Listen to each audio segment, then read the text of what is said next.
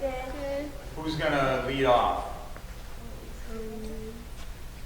Just those of you that are closest to the microphone, just speak up, okay? You are the Girl Scouts of Orange County, Troop 4622, and also Troop 3713. Please go ahead and lead us in the Pledge of Allegiance.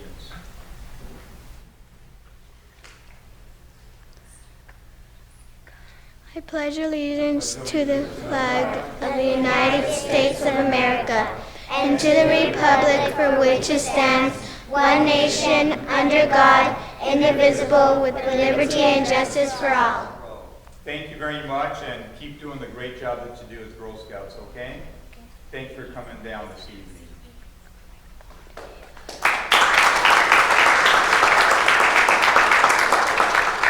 Now we have our police chaplain, Tom Jones. I will turn things over to him for the invocation.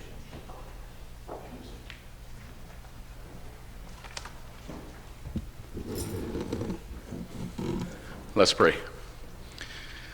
Our dear Lord in heaven, we thank you for this day, Lord. And Lord, we ask that you be with the City Council today, Lord, as they conduct business on behalf of the people of Santa Ana. Lord, we thank you for this great city. We thank you for the members of the City Council and the mayor.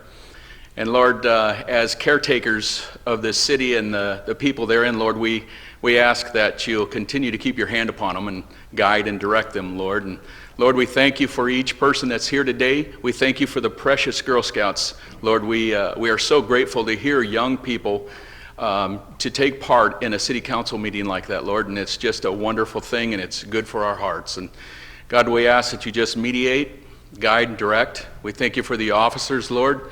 Lord, we ask that you keep them safe. Lord, continue to keep your hand upon them. The fire department, Lord, that you keep them safe as well. Continue to guide and direct them as well. We pray these things in your Son's precious and holy name. Amen. Amen. Thank you. You may be seated. Now we have, I think, a special presentation by Senator Janet Wynn, the 2016 legislative update.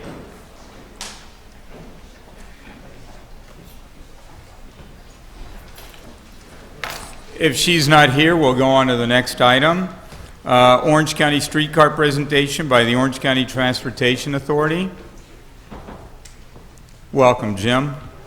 Do you have a PowerPoint presentation or is They do. They do? Okay.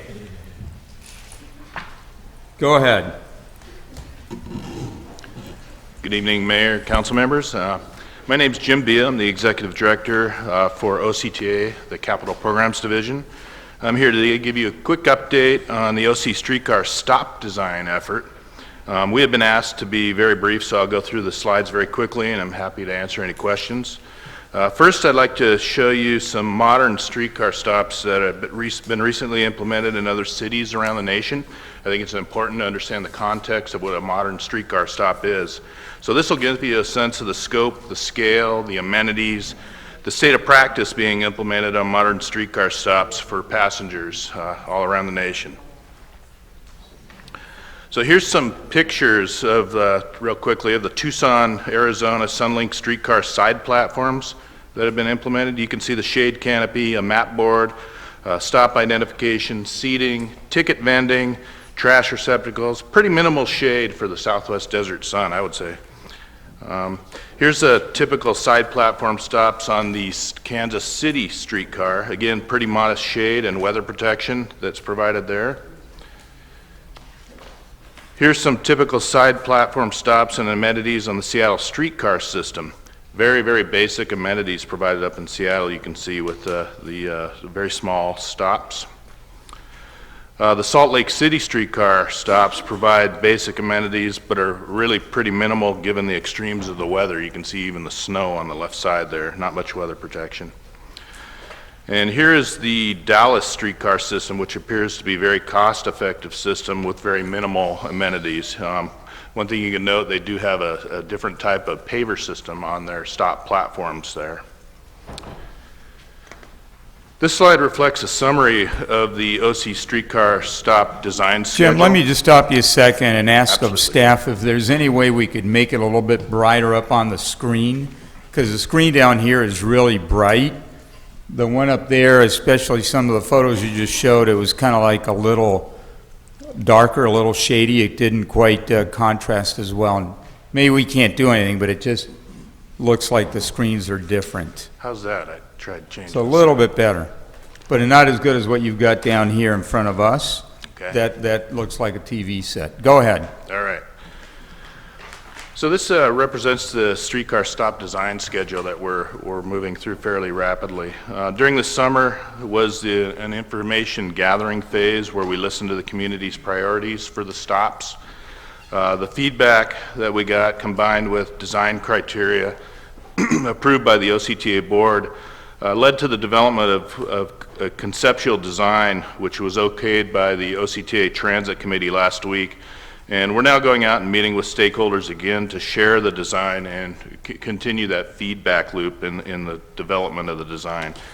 We're working toward a goal of finalizing the conceptual design concurrent with the project's 60% overall design completion milestone that's targeted to be this coming December in a month and a half.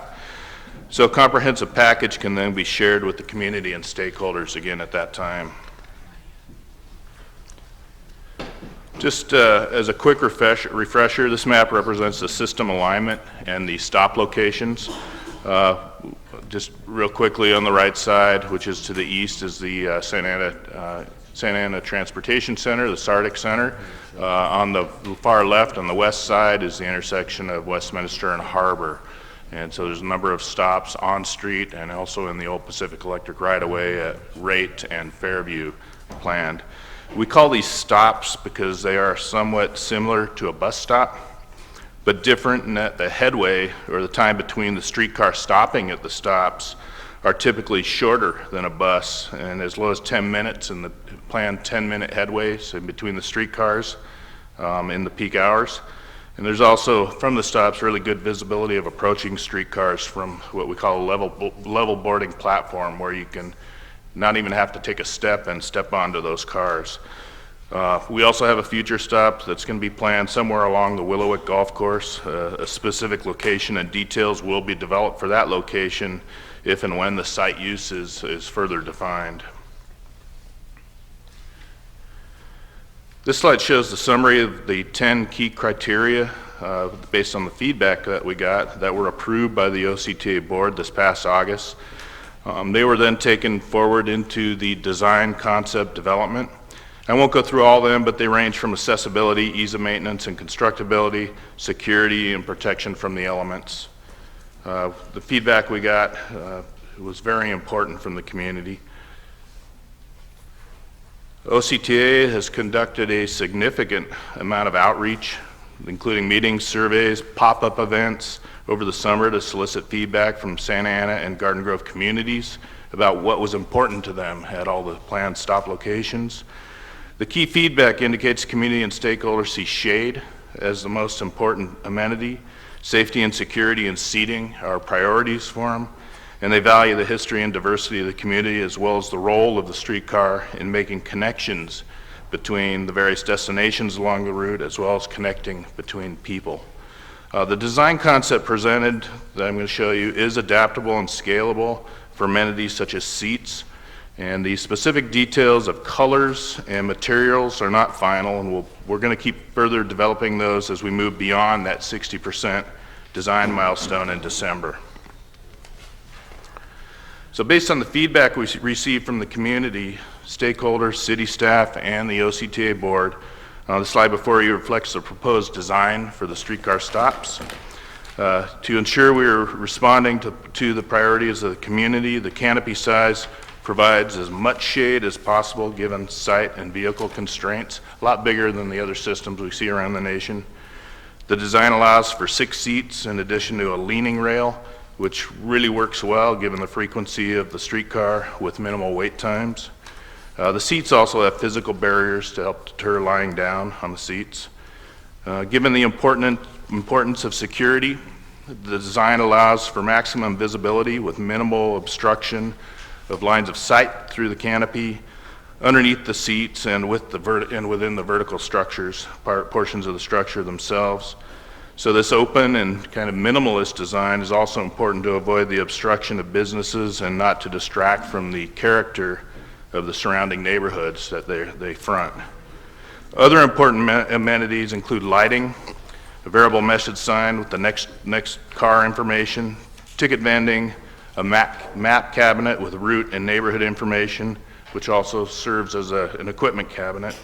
And some of that equipment also going in includes CCTV. We're going to include a couple CCTV cameras that we'll be able to share that with the city. It also has the OC streetcar branding and a station marker.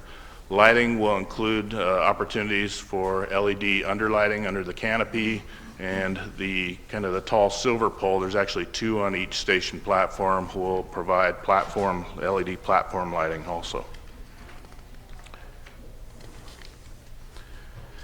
And color options that I'm going to be showing you for the shelter have been studied.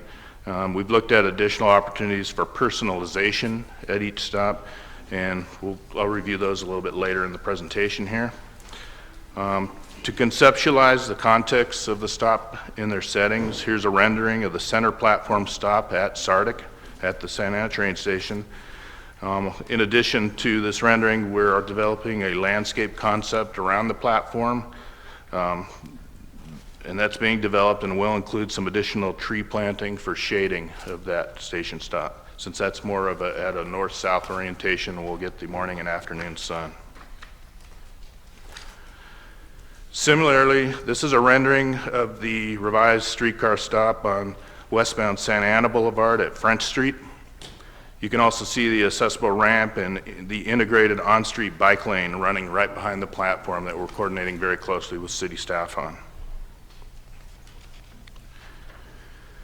This slide shows the side platform stop on eastbound 4th Street at French Street, and you can really see the openness in front of the adjacent businesses. The vehicle shown in the picture is kind of nondescript because we really haven't selected the vehicle we will purchase at this time, so we're just showing something very plain. So I mentioned the colors. We have developed multiple color variations for the stop design. The simplicity of the shelter design allows it to become somewhat of a kind of a blank canvas for us to work with. It can take on a lot of different personalities based on the color variations that ultimately get chosen. Color variation number 1 on this slide is a straightforward silver and muted gray palette. The bright orange and blues of the OC signage provides a little pop of color for the station. This variation does allow the surrounding neighborhoods and potential personalization of the stops to become a little bit more of a focus at each one of the platforms.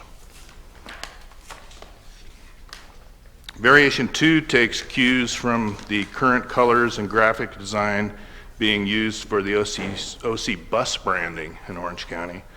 There is a subtle wave of recognizable blues and oranges across the bottom of the shelter structure, which actually complement the canopy above. The design team's intent is that the graphics are complementary to the bus graphics, but not identical, to ensure a distinction between OCTA's bus system and the streetcar system that will be running.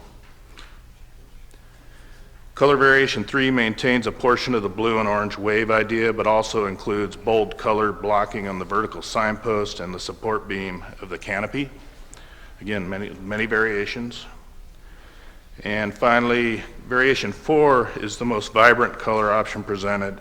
This has bright blue and orange colors that are recognizable to the streetcar system and also provide a striking and memorable icon within the community from a color perspective. So this, you can kind of see them all together. The selection of color variations for the stops will be determined by information from the stakeholders, including the city, the OCTA board, and public input we receive, as well as other factors such as the cost and the ease of maintenance on these shelters.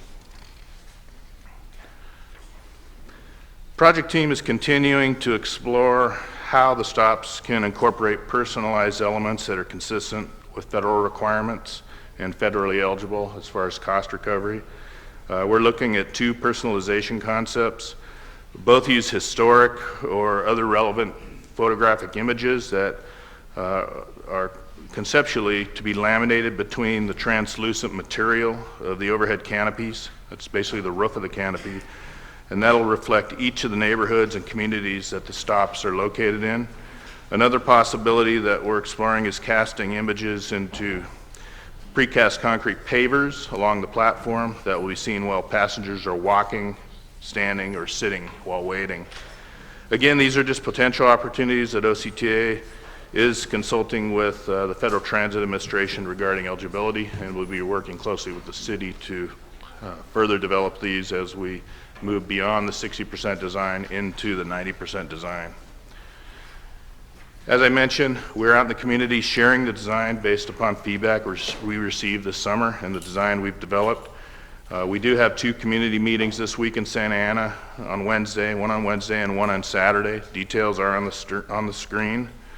The feedback we received from these stakeholder meetings will be shared with the OCTA board in November and submitted late this month, and submitted to the project designers for further development in December.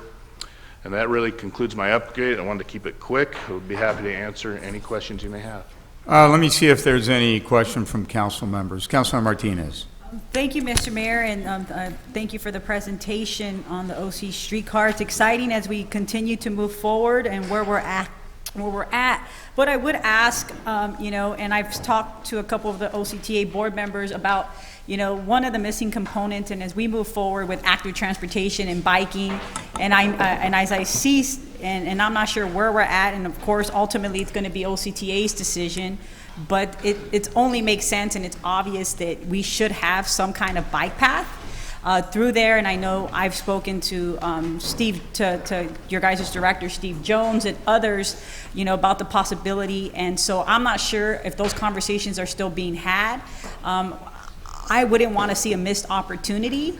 And so I know there's been discussion with you all at your board, and so I just wanted to just put it on the record here that when we were discussing this issue early on, before the design and even before this all took place with you all here at OCTA, we wanted to make sure that we were going to be able to have some kind of bike a lane in connection with the streetcar.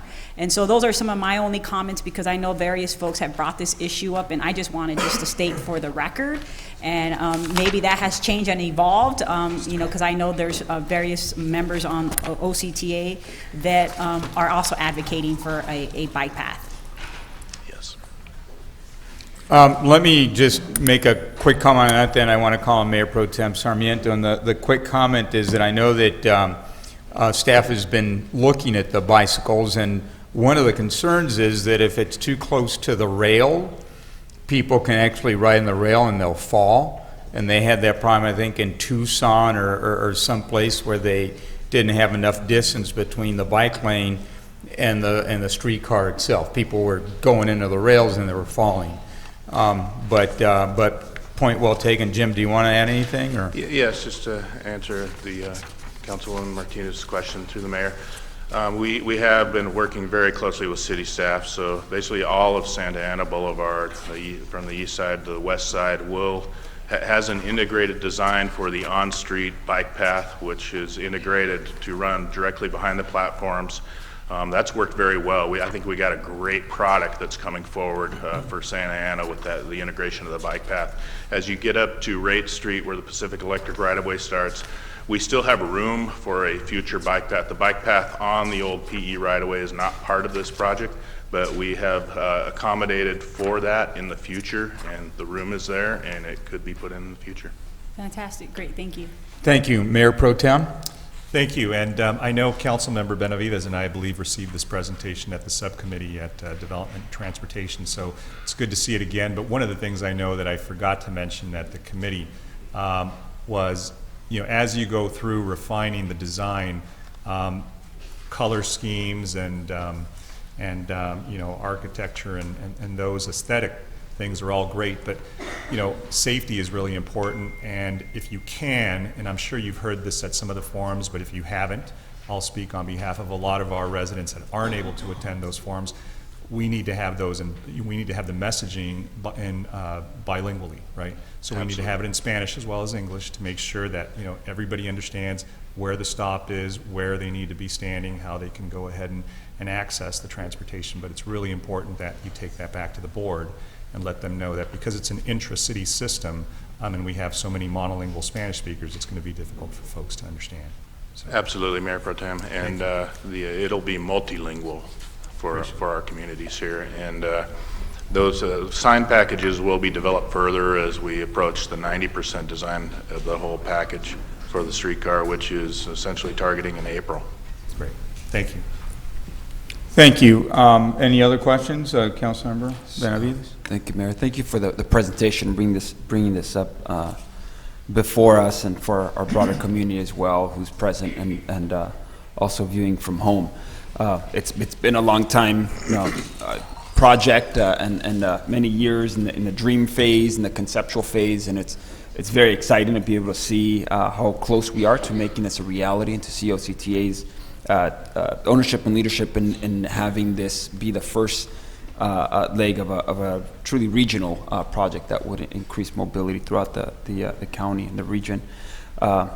There are certain elements when it comes to these types of public improvement projects that tend to focus more on the functional aspect of things, and that's necessary. I do appreciate the fact that there are some elements, some discussion here when it comes to the design, the artistic even, and the capturing the historic element or the representation of the different cities. This first leg will be primarily within the city of Santa Ana.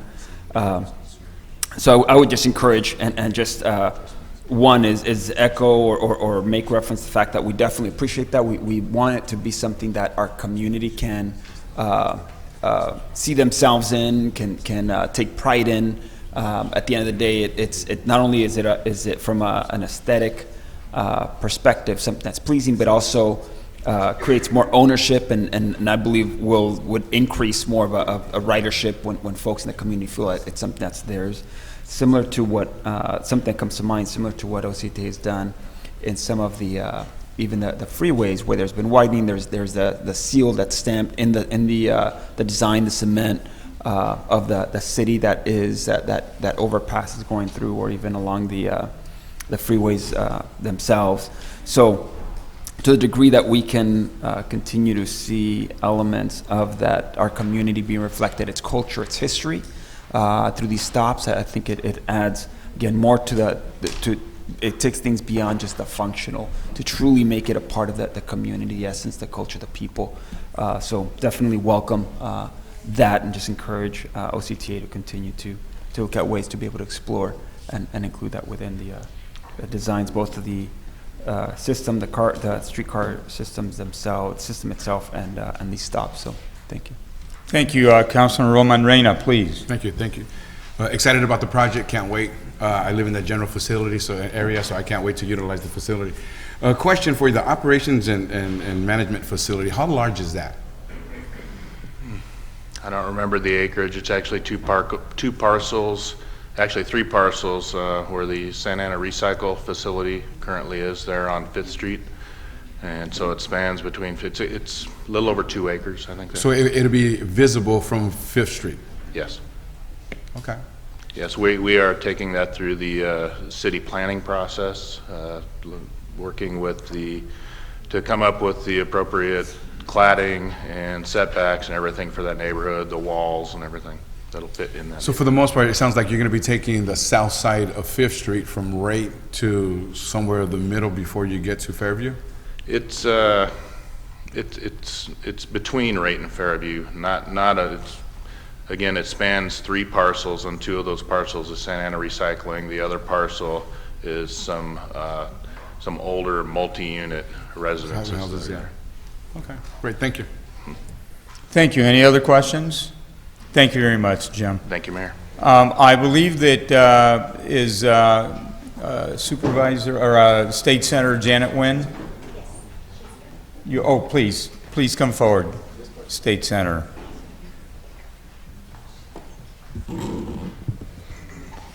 Thank you, Mayor and Council. I thank you very much for allowing me the time today to provide you and the residents of Santa Ana an update from the California State Legislature on bills that were considered in our 2015-2016 legislative session. But before I continue, I actually just saw on your agenda, and today at night you can also honor 25 years of service for Scott Kuttner. I just want to say congratulations to Scott. You have a phenomenal employee of the city who works tirelessly with the community, who has strong community ties and connection, but also very knowledgeable on the individual community needs. So thank you for letting him just go out there and really work with the community. And so I want to thank you for honoring him and for recognizing his 25 years of service, and also congratulations to Scott as well. Mayor and Council, since 2007, as you know, I've had the privilege of representing the residents of the city of Santa Ana, first as a county supervisor and now as your state senator. I have also had the privilege of working closely with your city staff and you, the Honorable Council and Mayor, on many projects. The streetcar is one of them. We're still talking about it, so I hope the next time, hopefully, please remember me when you do have that first car goes by. I know we talked about it since I was on the Board of Supervisor. And I'm especially proud of our work in the Wellness Corridor, as well as the work we've done together in Townsend Rate, Bishop Manor, and Myrtle Street, and Myrtle communities as well.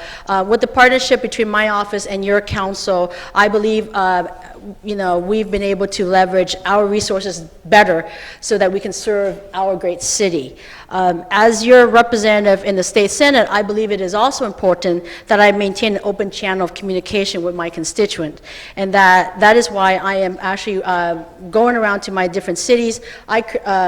We are providing updates to the 12 cities that I represent, hopefully doing it by the end of the year before I go back to session in January. The 34th Senate District is home to almost 1 million residents. We span from the 22 freeway east all the way to the 405 and the 605 exchange as well. So the district includes most of Central Orange County, but also includes Los Alamitos, Rossmore, etc., a portion of Anaheim, Huntington Beach, and the coastal areas of Long Beach and Seal Beach as well. Today, I'm here to share an overview of some of the important issues that were considered by the state legislature during this last session. For those who may not be familiar with the legislature, our session lasts 2 years, and on August 31st of this year, we conclude the 2-year period. During this session, we saw more than 3,500 bills, and as you can assume, the topics are as numerous as how many bills we've seen.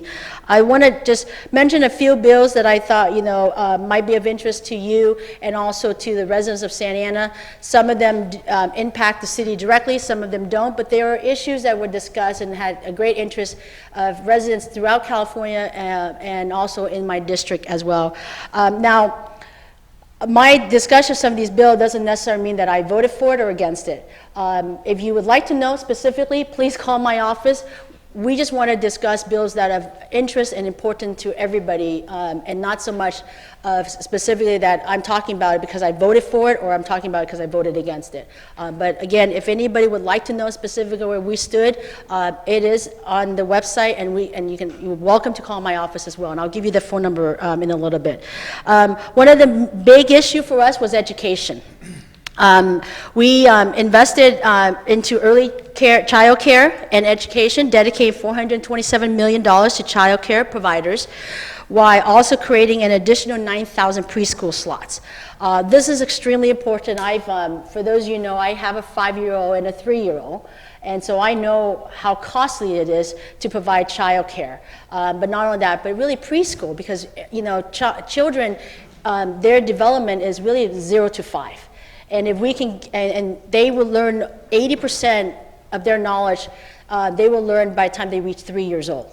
And so that's why you see all these campaigns throughout the state is make sure you read to your children, sing to them, and et cetera, at a very young age, even though they don't understand it. But they're soaking all these information in. And so child care itself, I believe, helps a child start their future and their life.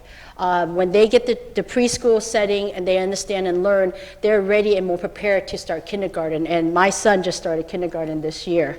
The second part of the education is we also invested in the University of California system and also California State University system, which created 7,000 new higher education slots for in-state students for a total of 20,000 last year. Why it's important for in-state students? Last year, an audit came out by the state auditor showed that the University of California system were accepting more students out of state than they are California residents. And the only reason that we were given was mainly is because money. They pay more because they're out-of-state student than they do in-state. Well, the legislature, bipartisan, came together and said, no, no, no, no. Yes, out-of-state student might be paying more, but the in-state students' parents are paying their property taxes, they're paying their sales taxes, they're paying their income taxes. So if you really add it up, our students, our children they're actually paying more. And so the legislature got together and we demanded that more slots are given to students in California. The University of California system is the best in the nation. They're in the top 50. Most of them are in the top 15 of the nation. And, I'm a product of it. I went to UC Irvine. And why are we not allowing our own children to be able to get into the best system in the United States? Why are we depriving them because of money? And so we were able to negotiate. It's going to take some time, but I think as we move forward, it is, the legislator and the university are working hand in hand to hopefully we will continue to move forward and add more students in. A few bills that I believe will impact City of Santa Ana. One is AB 1628, which is what we call No Place Like Home plan. It invests $2 billion towards housing homeless who are mentally ill. Access to these funds are very competitive across the state, but Orange County and and our cities have historically submitted very competitive bids, and I'm confident that we should be able to draw some of these funds down to Orange County. Another bill that would impact the City of Santa Ana is AB 1787.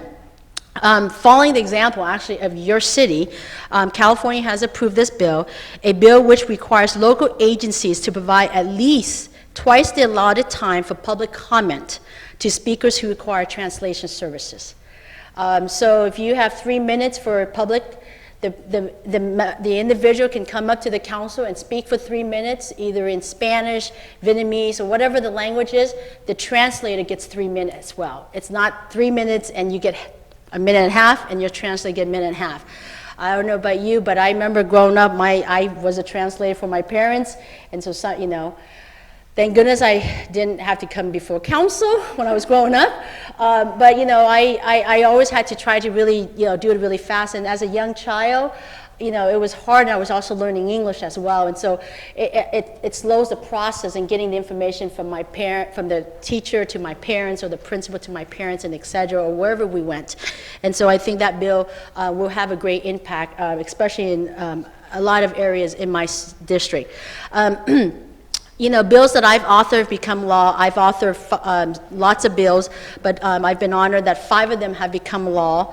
3 of them I would like to mention here because I think it would be of great interest to you and also to some of the members of our residents. First is SB 1012, which will require state and all local governments to purchase the United States and the California flags made from American manufacturers, made in the USA. And so starting January 1st, 2017, the flags in front of me are required to be bought in the United States and made in the United States. Thank you. Thank you. We don't care where you buy it in the United States. We prefer you buy it in California. Like we do in the state, we actually buy it at a woman's a state prison. They make the flags for the state. So we buy ours from there, but you're welcome to buy it anywhere else, as long as it's in the United States, preferably in California. The other bill, which impacted a lot, two Corinthian colleges in Santa Ana, SB 150 assists more than 13,000 students affected by the closure of Corinthian College by eliminating the tax liability on their forgiven student loan debt. Two of their schools in Santa Ana, which were Corinthian a few years ago, went bankrupt, which affected these students. If they were to take these loans of theirs as a debt-free, they have to pay that as a personal income tax in California. So we are able to eliminate that. There is a 5-year sunset to it. So there's about 13,000 Corinthian college students who are affected. About 9,000 have already taken advantage of it. As you've also heard recently, ITT Tech has also went bankrupt. Those students actually all qualify under my bill, even though it was written a year ago. And so those students who are looking at, trying to figure out how they can get their loans to be forgiven through the VA loan or whatever it is, they will now get to waive that personal income tax in the state of California. And if any students who has concerns or questions, again, please call my office. The other bill was actually sponsored by the Registrar of Voters in California, and expands the pool of qualified and certified translator who can translate ballot and voting materials. You would think that we wouldn't have that problem in California, but we did because of really much more of the languages that are not regularly used in California. And so we were very limited in who we can use to translate these materials, so we had to expand that pool to include national certification and not just state certification.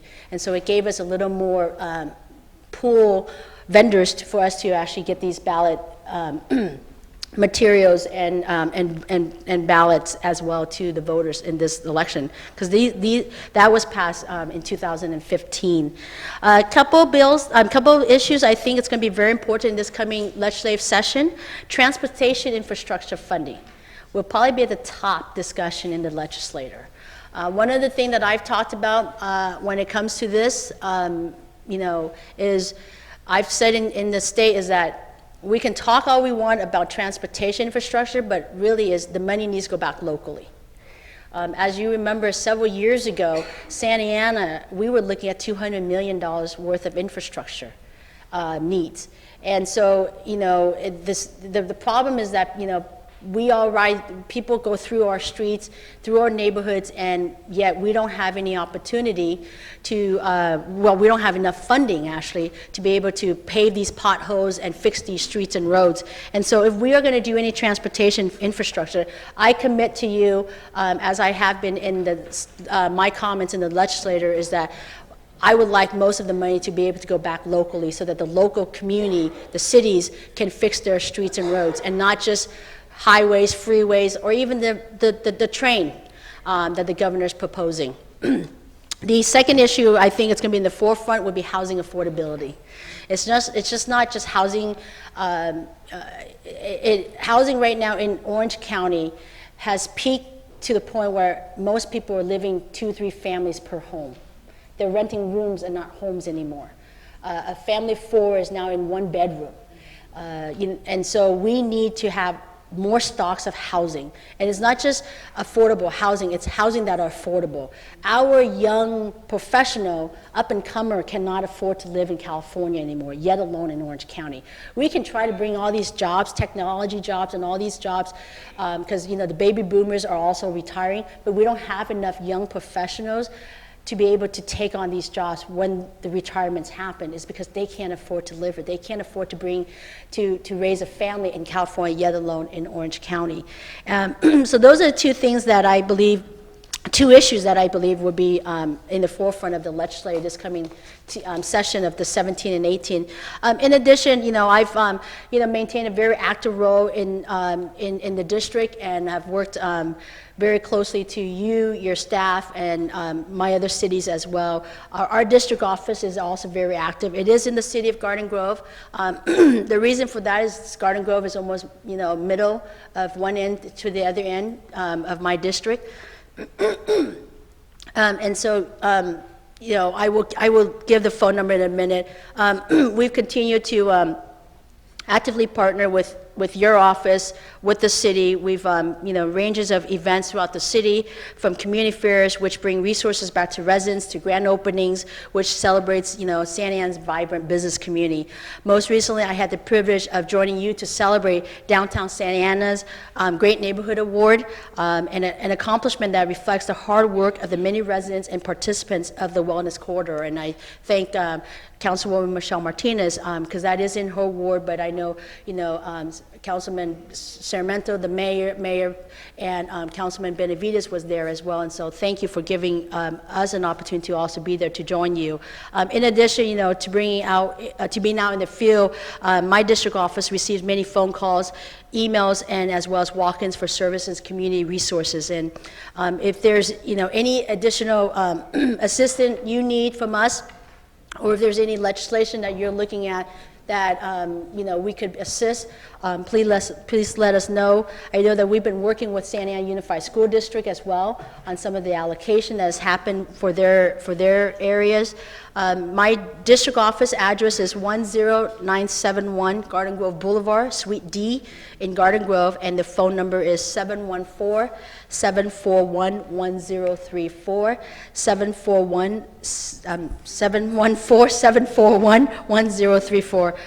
Again, as your representative, I will continue to work to protect you from policies that overburden our state economy and the day-to-day needs of our community and families. Thank you. And last, I also want to thank the council and the mayor. We had some legislation last couple years that you actually put forward a support to, and so we really appreciate it, and that does help because, I can stand up there and say, I think this is good for my district, but if none of my cities come on board and say, oh yeah, we do agree, then they go, really, Janet, is this just your idea, or is it, collectively? And so it's very helpful that you remain at the table and, either give us ideas or support some of the legislation that we have that specifically helps the cities in the district. Again, thank you for giving me the time and for allowing me to speak today. Thank you, Senator. On behalf of the council, let me just say thank you for all your hard work. It's amazing how many different things you get into. And I think it's helpful that you come out to the cities and give us this report. Are there any questions or comments? Councilor Martinez? Just very quickly, too, just want to thank you, Senator Nguyen, and more importantly, I think as we move into this legislative session, I think it's going to be important that we continue the dialogue and relationship, because there's going to be a lot of issues. As you mentioned, transportation and housing are the top priorities for us, but as well, water. I think as we're all drinking water, and I saw you that you needed some, we all need to realize that it is a sacred a resource that we definitely need to continue to conserve. And as we move forward with stormwater as well, there are a lot of issues that are coming before you. And so it is my hope that you can continue to work with our staff and the city council, however we can be supportive on those three top issues, because they will be a top concern of ours, and we'll definitely be advocating and heading to Sacramento to champion and hopefully support some of your legislation as well. Thank you. Mayor Pro Tem? Well, thank you, Senator, for coming in and giving us that summary and an update on what's going on. I know it's going to be a busy session for you coming up, but I wanted to just say thank you for all the work that you've done at Bishop Manor. And I know personally when you were on the board of supervisors, you and I were there. That's a neighborhood in my ward, and I know the hard work you did there. And we're looking forward to your support as we tackle these issues of homelessness, and as you mentioned, housing. Those are ones that we're acutely familiar with here, and we're going to have, we're going to need all of us to kind of gather and unite on addressing those issues. But thank you so much for coming out here. Thank you. Any other? Councilor Benavides? Thank you, Mayor. Just briefly, Senator, just thank you for taking the time for giving us a very thorough, yet I know this is just a snapshot of all of the work that you do on behalf of the city and the district, and definitely appreciate your work out there. I know we come across each other quite frequently out there in the community, the work that we respectively do. Appreciate you and your staff, who's also always out there working and supporting our youth programs, education programs, the community out there as well. Say hello to Francis. Thank you for having her out there supporting us. Councilor Reyna, please. No, I echo the same sentiments. Thank you for all the work you've done in the community. Definitely appreciate that. Ran across you in Sacramento a couple years ago. We'll be taking the youth in government up there in February again, so hopefully we'll get an opportunity to come across you at that time. Absolutely. Thank you. Appreciate it. Thank you. Thank you. Take care. Scott, why don't you come on down, please?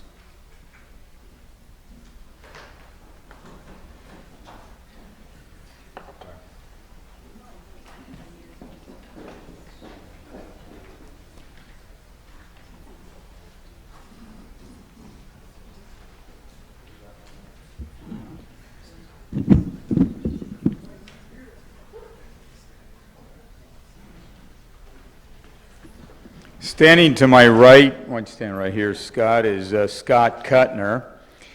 And boy, it's been 25 years since he came here to Santa Ana, and how does time fly? It's just amazing. He began his career earlier at LA Skid Row in a public housing project over in East LA. And that was January 1991.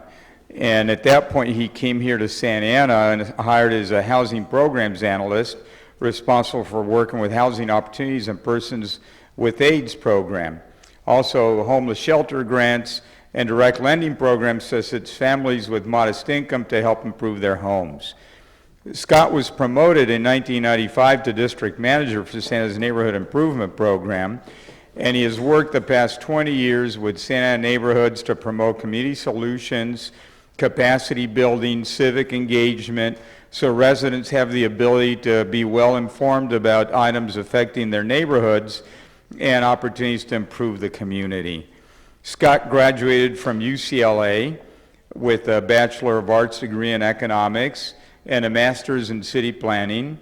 He enjoys health and fitness and goes to the gym each day prior to coming to the office. What hour is that? 6 a.m. 6 a.m. 6 a.m. every day. Scott has received 2 Exceptional Quality Service Awards, one for coordinating Santa Ana's response to past housing foreclosure crisis, and secondly for designing software for Santa Ana's housing loan portfolio. Now, is anybody present from your family, Scott? Yes, my wife Linda, my son Matthew. His wife Linda and his son Matthew, can you please stand? We want to acknowledge you.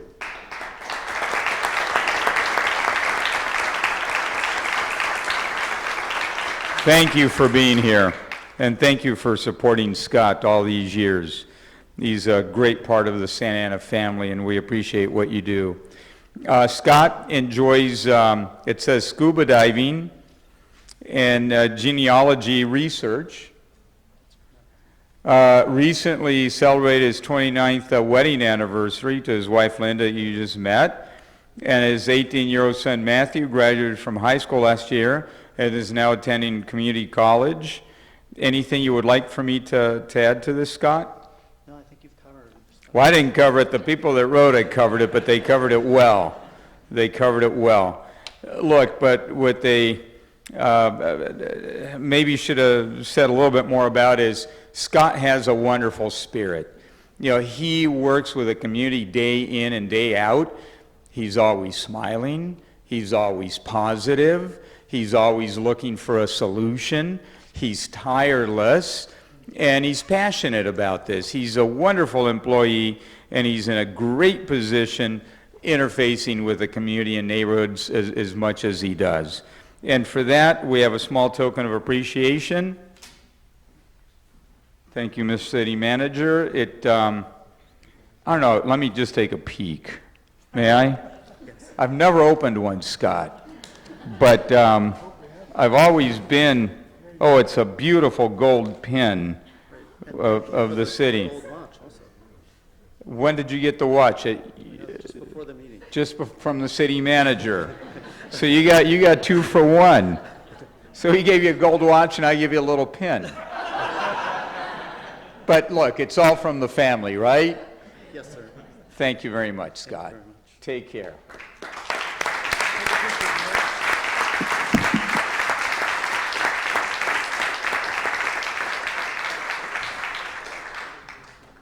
Thank you, Scott. Now I believe Councilman Arena, if you can come on down.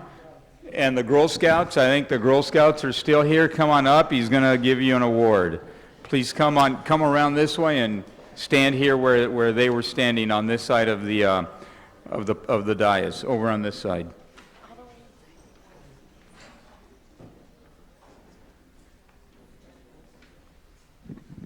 Get the troop moms up here as well. It's been a couple of weeks since I've seen these bright young faces. Good to see you ladies back. Thank you for coming back again. We have everybody. Come on in, girls, all the way over. Ooh, love the purple. Don't be shy, Bernadette. You know, so I'm always an advocate for young people. You know, to me, there's no greater investment of our time and energy than into a young person. And when we do it right, they grow up to be very solid, productive citizens in our community. So young people are very near and dear to my heart. And I had received a phone call saying, Roman, we have this troop of Girl Scouts, and they need to work on one of their merit badges. Is there any way we could come up to City Hall and get a tour and get a little bit more information about the political process and election cycles? And I'm like, how old are these young ladies? And they want to learn this? Wow, that's great. So we had an opportunity to come in and tour, and they were visiting City Hall, and they got to see the mayor's council, the mayor's chambers, and all the different meetings that take place in there. They got an opportunity to sit here in the well as well. In fact, there's a few pictures of them sitting in the back, which they absolutely loved. So we wanted to definitely recognize them and bring them on back. So just real briefly here, the Girl Scouts of Orange County focuses on Girl Scouts leaderships with providing fun and interesting opportunities for the girls to earn various badges.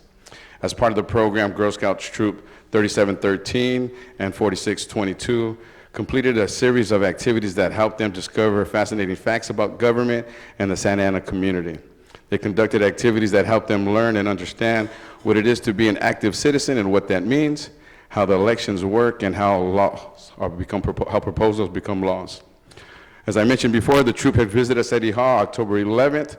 The clerk of the council, Maria Huizar, was able to help me out as well with that tour. We did a pretty good team on tag teaming and sharing information.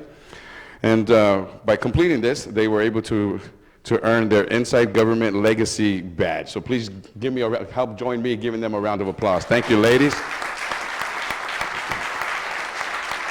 Before we do give you a recognition, I'm going to ask the team mom to come up here and give a few words. Qué bueno, éntate. Say a few words. That's okay. You're part of the Girl Scouts. As one of the leaders of these two troops, I just want to say that the girls work really hard. When they do community service, they give their whole heart and effort into it. They really enjoy what they get. At first, sometimes they don't think they're going to have fun, but once they get their hands involved and they see the give back that they give to the community, they love it, and they can't wait to give back more to our community here. So a round of applause for both of our troops.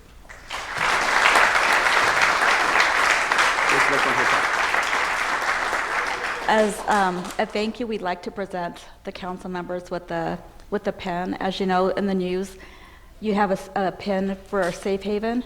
We'd like to present you guys with a pen, and it's for the United States as well. So we'd be an honor if you guys would accept it and wear it. Absolutely. On behalf of our Girl Scouts. Absolutely. Thank you, guys.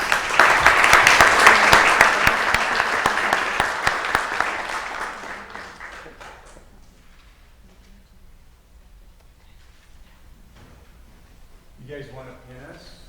So you want to just Thank you. Thank you. Cool. That is too cool. Don't go far. We're going to have to, still, we got your small little presentation. We're definitely going to take a photo.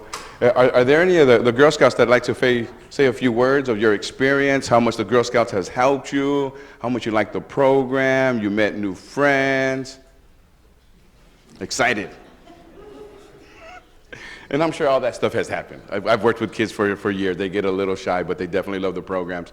That is why they continue to spend their time and energy and look forward to some of these meetings. So as we go forward, On behalf of the City of Santa Ana, the Mayor, and the City Council, it is my honor to recognize, present a certificate of recognition to Troop 3713, and the recognition of leadership and your commitment and your dedication to the community is truly admirable. So thank you again for your time and energy. We look forward for good things to coming out of the Girl Scouts. Again, one more round of applause.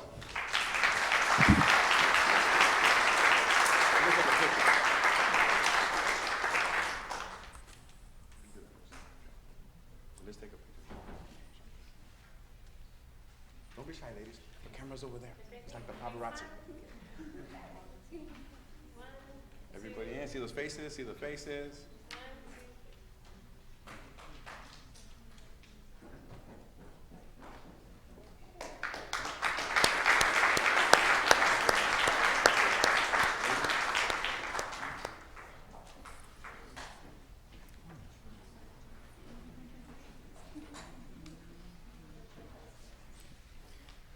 Madam City Attorney, do we have anything to report out of closed session? Mayor, we do have a few reportable actions. On the first item, which is Mr. Stuck versus the City of Santa Ana, the City Council's approved a settlement over the long term in the amount of $237,237.39. With Mr. Mayor Yu abstaining from that decision. I also just wanted to note for the record that our Mayor Pro Tem did recuse himself from 2 items on the closed session, and that's all the reportable action that I have. Thank you. I'm going to go ahead, before we start the consent calendar, just take a couple of speakers that want to speak about the consent calendar. But first, Linda Voss, are you here? I know you're with the Red Cross. Please go ahead. Good evening. My name is Dave Anderson. I'm a division chief with the Orange County Fire Authority. I'm your fire chief. And I just wanted to take this opportunity to introduce you to Linda Voss. She's the CEO from the Red Cross, and she has 4 different counties. This year is one of her focuses is on the City of Santa Ana. We have an amazing relationship with the Red Cross. We use them on a daily basis when we have incidents where residents are displaced from their homes. The volunteers come in and assist us during that very, very difficult time and provide us with invaluable resources. We recently had an amazing event in the city where we partnered with the Red Cross, and with that, I'll turn it over to Linda, who would like to tell you a little bit about it. Well, first of all, thank you for letting us speak to the group today. We have a wonderful relationship with the Orange County Fire Authority, and it has just been invaluable. The first responders, which, the fire department and the police department also sometimes, they're out there when there's an event, and they're taking care of the home, they're taking care of the families, they're putting that fire out, and then they have to go back to work. And fortunately, the Red Cross has a whole group of volunteers that follow up behind, and will put a warm blanket around a family that's been displaced, or we'll provide a little cash card that gives them housing for the evening, or maybe a couple of nights if they need it. And there's nothing like having a toothbrush. We'll give them a little care bag, so that they can brush their teeth that evening if all of their home items have just been destroyed. So it gives us a tremendously very, very good feeling to be able to work with your first responders and serving the residents of the community. So what does Red Cross do? We respond, but we also prepare. And so one of the things that we do with the Home Fire Smoke Alarm Installation Project is work with people like the Orange County Fire Authority and making sure that homes in our communities are safer. In Santa Ana, and Mayor Pro Tem Sarah Mayento, you were out there with us, on November 5th, we installed, get ready, drum roll, 1,166 smoke alarms in Central City in Santa Ana, which really... And to give you a feel for how many that is the largest event that we've had in Santa Ana, and largest event we've had in the area. And it probably is the largest event in Southern California, and I'm looking into whether it might be one of the largest events, a one-day event in the country. So it's quite an event. You bring 176 volunteers out there, and we had volunteers from many of the community organizations out there to help. and you're knocking on people's doors, and you're trying to avoid the dogs, because I have to tell you, there were a lot out there. But you're going into the homes and you're talking to the residents about the importance of making their homes safer.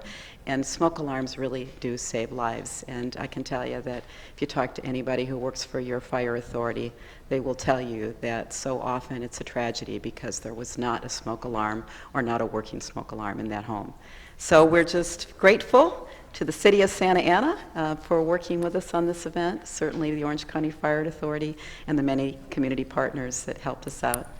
So that's all we wanted to share today, just a big thank you. Any comment, Mayor Pro Tem? Yeah, thank you, and thank you, Chief, and thank you, Linda, so much for doing what you did that day. And I was, I was very, very surprised to see how many volunteers were there. And I knew that your ambition, I thought that your goal was very ambitious to hit the 1,000 mark, and I think the previous record was somewhere in the 800s, right? That you guys had done. So to shatter it and do over 1,100, and this is in the central city neighborhood of town, was just really impressive. And to see all the people who were real eager and real happy, and this was on election eve weekend, right? So a lot of these neighbors had received people coming and knocking at their door. But I saw some of the neighbors who received your teams there, and they were so helpful, so polite, so respectful, and you really do save lives, because I think the statistics that you shared with us that day was maybe 4 out of 5 incidents where there's a fire, and then there's unfortunately harm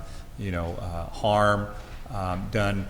It's because homes have no smoke alarms or smoke alarms that have gone defective. But this is going to be a great way to address, a lot of our neighbors in a part of town that probably didn't have any, even not just non-functioning smoke alarms, but no smoke alarms at all. I will say that most of the homes we went into, if they had one smoke alarm that was working, we were lucky. Most of them did not have any. So. And I understand that all your volunteers really loved the town and loved talking to the neighbors. And I'm going to give a quick shout out to a local restaurant that provided free food for everybody out there, and that's El Cabrito, right on First Street. And they, from what I understand, we're going to be recognizing them, Chief, in a couple of weeks. But everybody just did such a great job, and thank you, Linda, for helping work with the fire authority. And you just made us all so proud that day, and so happy to be part of that effort. And it's a big production. It wasn't easy. So thank you both for doing that. We're happy to do it. Made us safer. Thank you. Thank you. I'm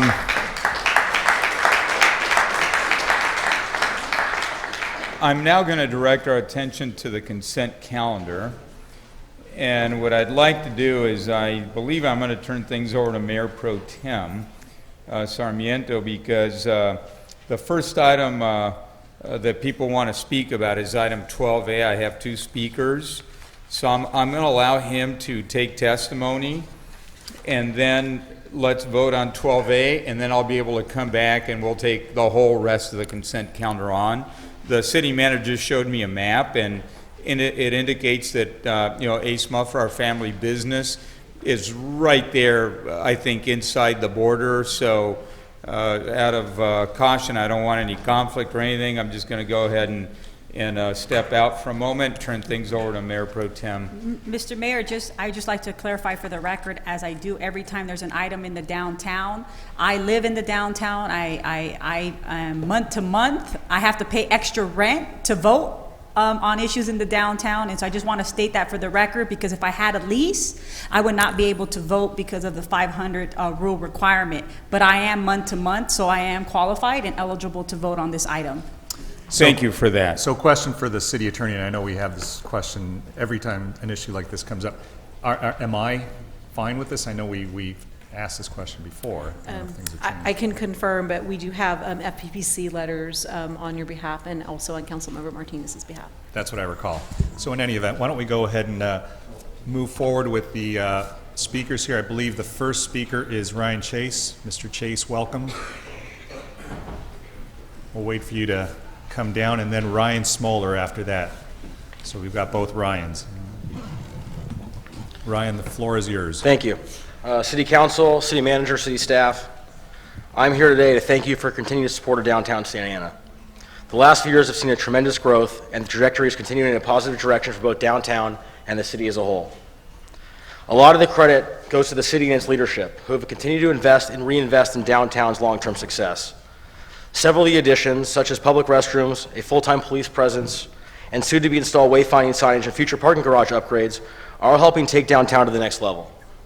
For a long time, downtown didn't have the necessary infrastructure, but the city is now stepping up and building it from the ground up, and all the funding is coming from the downtown parking revenue and being reinvested in downtown. The city has also helped support some events, such as Savor Santa Ana, which has continued to help put downtown Santa Ana on the map and showcase all the great things it has to offer.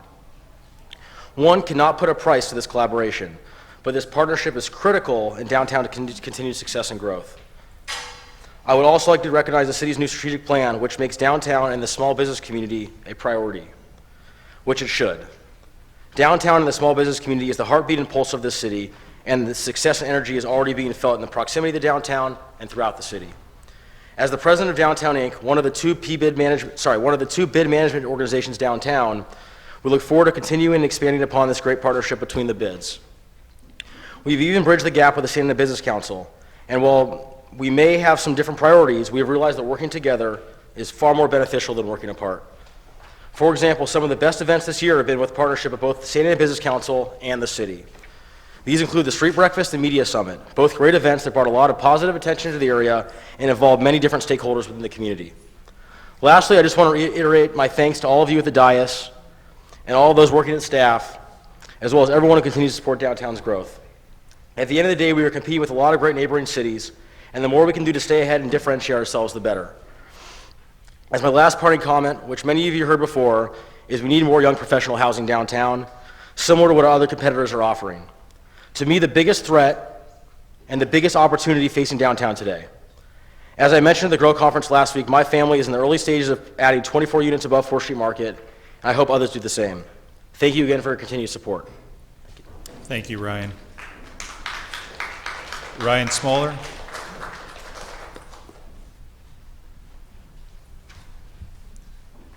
Welcome, Ryan. Hi, thanks for having me. So before you tonight is the annual renewal of the Business Improvement District downtown. And I've worked for the Business Improvement District for almost 3 years as the lead consultant. I remember the first time I ever heard about business improvement districts. I was 23 years old, and it just blew my mind that every place that I ever went to that really enjoyed and fell in love with probably had an organization, a business improvement district behind it, making that place great. And I've worked in bids ever since I was 23, working in Long Beach, working also with Convention and Visitors Bureau and arts councils. And so I'm so glad to have the role as the lead consultant of Downtown Inc. And help manage the downtown bid, especially since we don't have an outside arts council or a Convention and Visitors Bureau. Those other roles that I've played have come in handy. As Ryan said, this last year has been really explosive for our growth downtown, and a lot of that is because of the partnership with you and with the Santa Ana Business Council. Over the last 2 years, we received 2 grants to increase the art walk, and I've personally produced over 25 of the downtown art walks. We also believe that what Downtown Inc. and what the Business Improvement District does is connect people. And so we've written over 105 weekly newsletters over the last 105 weeks to connect and inform people with the opportunities that are around. We perform an important customer service layer for the city, which I think comes up again and again as you ask businesses what's really important to be a business-friendly city. It is that layer of customer service, and so when new businesses open up, we're one of the first people they contact to connect with residents and with other groups. Downtown, we have a big task ahead of us to connect more deeply with the community, and that's been a huge priority for us. The first breakthrough really came with our partnerships with Santa Ana Unified School District, who's performed at every single art walk over the last year, including 60 kids doing a rendition of Fiddler on the Roof on the Artist Village Promenade. That partnership's been invaluable, and it's expanding now into sports, where Santa Ana High School's pep rallies are going to start being held downtown. We're going to see more and more activity and connectivity connectivity with our schools. I'm also happy to report that a lot of the staff working with downtown also works at Santa Ana College, works at Santa Ana Unified, and so our communication and partnerships are more connected than ever before. As I look forward to the year ahead, I hope that we have more partnerships and more opportunities to work together and to grow on the success that we've had over the last year. Thanks so much. Thank you, Ryan. Madam Clerk, do we have any other speakers on this item? Excuse me. Those are the only two speaker cards received. I think we need a longer cord for your microphone. I'll bring it back to the council, and if there are any comments or questions on this matter. Mayor Pro Tem Sarmiento? Councilwoman? Just very quickly, what I do see here before we have a notice of public hearing for us to levy the assessment, Mr. City Manager, is it possible as well to include in our record the updates and the improvements that both have made, whether it be the Downtown Inc. and the Santa Ana Business Council? What I want to make sure is that we get our best bang and return on investment, and so we don't see here any updates from either of Downtown Inc. or the Santa Ana Business Council and what they've done, and I think it's important that we state that for the record and we put that in the minutes. So I'm not sure at the next meeting you'll be able to do that. Thank you, Councilwoman. That's a very good point. This is a budget going forward, but we do need to recognize the accomplishments, and we'll put that in the minutes for the next meeting, and you'll have a copy of that. And one other thing, and I've brought this up to you as I visit Long Beach and other places, I've always talked about these recyclable satellite kind of trash receptors. We do have a lot of activity in the downtown, which creates a lot of trash, and we certainly want to be clean and green. And I'm not sure as we move forward, how do we partner up to make sure that we have those belly solar trash receptors. And so that's something that I hope that you'll be able to speak with either, Downtown Inc. And also the Santa Ana Business Council, because as we move forward, we do need a lot more of recycling, but more trash bins to make sure that it continues to be clean and green. And with that, thank you, Mr. City Manager. Thank you, Councilman Benavides. Thank you, Mayor Pro Tem. I want to echo both comments that Councilwoman Martinez just made, both on the updates. There have been a lot of great things that have taken place as a result of the Business Improvement District. It'd be great to just include into the record, one of them being that Noche de Altares just last week. And also I've seen those solar powered recyclable containers for recycling and trash, and it'd be great to be able to include those in our own downtown. One of the key things that the business improvement districts or district around here in Santa Ana has not always been a very smooth effort work. There are a lot of people downtown, businesses that have vested interest and have put a lot of effort into it. And one point we had a very splintered downtown. And for me, just the comment that I wanted to make, to be able to hear from both that the business councils down there, Downtown Inc. and Santa Ana Business Council, working together, giving each other accolades, supporting each other. Ultimately, I just see that there being more and more of this coming together. They get at the end, again, for the benefit of our city. Our city and our downtown is, it's one of the areas that we're very proud of and love to point to, and to see the coming together so we can celebrate together as a community and have us be a place of bridge building versus division. We're seeing too much of that these days throughout the country, but so glad to see that we have a bright spot here and diverse community coming together. So just wanted to highlight that, and I will be supporting this item. Thank you. Thank you, Councilman. So I'm not sure if there's a motion on the floor. I'll move the item.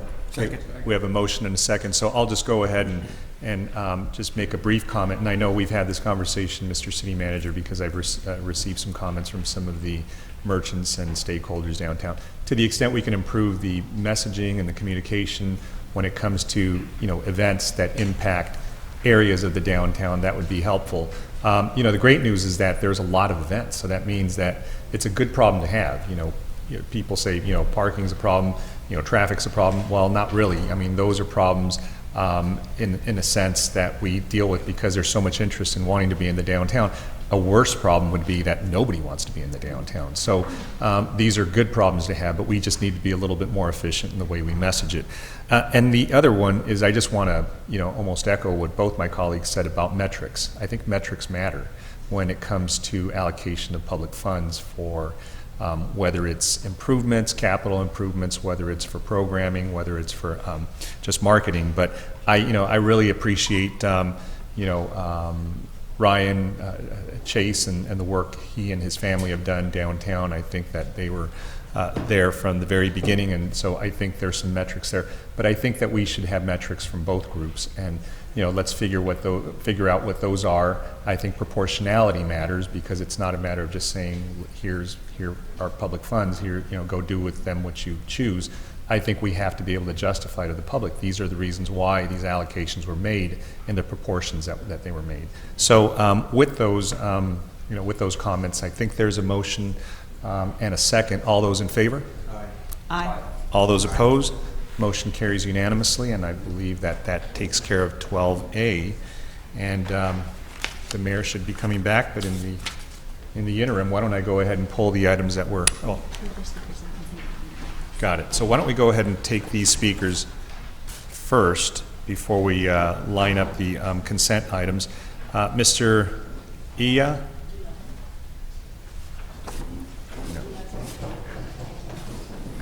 Iya Seglin. Yeah. Iya. They'll call me Pulido. Good evening, respectable City Council, Santa Ana. I would like to talk, my name is Ilya Tseglin. I would like to talk about item 2025, about amendment for inmate medical services. And even though that this topic, what I coming to your City Council many times, is not connected with inmates, but connected with my son, who is completely innocent, but was kidnapped from my home on the basis of false accusation of director of regional center, Larry Landauer, after I find out that he and his employee involved in financial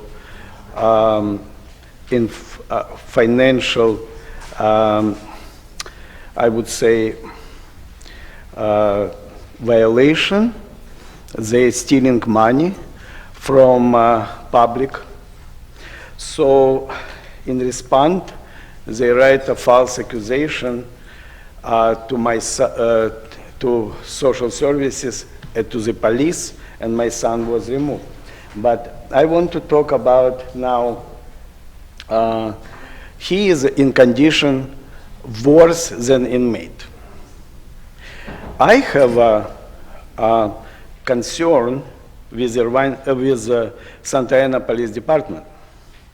Many times I call them for fair investigation, and some police officers really decent, and people who really represent the law enforcement. Some of them bias and look like they're too familiar with the regional center and in covering up. Last time I called because my son was many times choked. For the 3 years, they are not able to find out that he is shocked, even that police officer admitted that he will choke, but this records was deleted from the department. How it's happened? Last time when I called to them, they specially trick me and my son into position that they come inside. When my son approached 2 police officers and told them what is going on, that he has seizures and EPS every day, they pretended that they don't listen, they don't hear. they have a special hearing, what they want to hear and what they don't want to yeah, hear. it's red, but let Robert I'm sorry. continue. Thank you. Robert, please continue. Hello, Honorable Mayor and City Council. Senate and City Council. This is Robert Seglin, brother of Nate Seglin. With regard to this item, which I see is regard to Security Federal Correctional Institution with about NAFCare and about how you provide medical services to inmates, and including off prison medical assistance, as far as finding the hospitals and so forth, is in complete contrast, and that's why I would definitely support this, but with regard to the Santa Ana Police Department, I would like to urge them to not to cooperate with this criminality that's in my brother's case, because the irony is that my brother, who's a conservatee and who's illegally, unconstitutionally confined in the Santa Ana group home, is not allowed to go to the hospital and has seizures and EPS in addition to having alleged being choked and so forth, which obviously is okay with them. But with regard to all the other with the other allegations and so forth, what I'm saying is that this is a very good item where it's given to prisoners, and in this case, not only is my brother isolated in a situation where it's supposed to be a group home, but he's not allowed to have any visitors. He's not allowed to have even an attorney visit him, which even prisoners have a right to have an attorney visit him. Last time an attorney visited him, they didn't even allow the attorney to come. They blackmail attorneys. The last time the attorney was at the trial, 2015, which the police seem to use as an excuse for when my parents were conservators, they still didn't want to take him to the hospital. If they get back, when we get back to the conservatorship, which we will, because I have priority and my parents are appealing, they still won't refuse to take him to the hospital. The issue is that they're refusing to abide by the law. In other words, my brother has a right to go to the hospital, and he has a right to have all his medical tests, procedures done, and they have no reason to conceal it, particularly when my parents were conservators. So you have a very good thing on NAFCare, and I want you to pass this. I just want to use this opportunity to say that, to allow that, for you maybe to help push the Santa Ana Police to order him to be brought to the hospital, because every day now he's saying he has seizures 20 times a day, and he's having EPS, and the staff don't care. And even when he was shaking in front of the police when they did visit him, a lot of times they don't care. Sometimes they do care, but they call the Adult Protective Services. They refuse to do that. That's not your problem. That's the Board of Supervisors' problem. Why the government organized crime has increased to such an extent that the Adult Protective Services, who used one social worker to kidnap him from Irvine, with the Irvine police, they kidnapped him from home, no problem, for no reason, when he wanted to be at home, and he has a scratch here or there. Now he has seizures and EPS. They're basically killing him on drugs, and they don't want to take him. So I understand that Santa Ana police are not medical officers, but certainly there's a problem when he's not allowed to go to the hospital, and hopefully you can urge them that maybe you have also some jurisdiction. Thank you, it's red. Thank you. Thank Over you. the paramedics. Get the paramedics to take him to the hospital. Thank you. Okay, now I'm going to bring our attention. Mr. Mayor, Go ahead. you mind if I just interrupt Please, for a second? Please. Madam City Attorney, I know you and I had spoken about this. I feel so bad about, this family that comes to us. How many times have they come before us? I think it's been going on a year. Yes. But, they've been, chronically here asking for some review. But, I know that the city of Irvine gave them a resolution, and I'm not sure if it was to address some concerns that they had with the conservatorship that was being held by the county. And I'm not really sure quite what the problem is, because we've never really have dug in. But can you offer some guidance on this? Because I just think it's brutal, I'm sure, on them to come here and have to sit through and talk about the same thing, and we're here numb, listening to this. But is there something that we can do? I'd be happy to look into what the city of Irvine may have done for them. The last time that the council directed, we also provided some resources, but I have not met with them personally, and I'd be happy to do that just to find out exactly what the issue is. If it turns out that what they're talking about is not within the jurisdiction of the city, there may come a point where we would, politely say under the Brown Act that we would decline to hear public comment on something that's not within the jurisdiction of the city. But before we take that kind of action, I'd want to look at the resolution that Irvine did, and then make sure that I have an appointment to talk with them personally and find out what is going on with the public guardian. And maybe we could direct them to the right venue and the right Correct. forum, but, Yes. you know, let's respond to whatever it is that they're asking of us, because it just doesn't seem right that we should just take testimony from them and just keep on going, so. And if I may ask the city manager if maybe one of his staff members can get me their contact information, I will look into that personally. That'd be great. Thank you. Mhm. Thank you for that leadership, Mayor Pro Tem, because I think all of us feel bad for the Tanglins. They come down and, you know, we've heard the story many, many times, and I don't know that we can do anything, but maybe we can. So we're going to try, and again, thank you for the request. So with that, let's go on to the consent calendar. I know, Councilor Martinez, you said you had some items. Why don't you please go down the list? Yes, Mr. Mayor. 22A, 23A, 23B, 25D, 25E, and I am a no vote on 25J and 25K. Okay, go ahead. 25A. 25A. I mean, excuse me, 22A. I'm just Yes. testing you. Yeah. Go okay. ahead. Thank you, Mr. Mayor. And I just want to be very quickly on this item, and I'm moving forward, but what I noticed is that we're purchasing 2 animal control service trucks. And again, we have a lot of auto dealerships, and I know we went through the RFP process and we go with the lowest bidder, but we seem to buy a lot of vehicles outside the city of Santa Ana.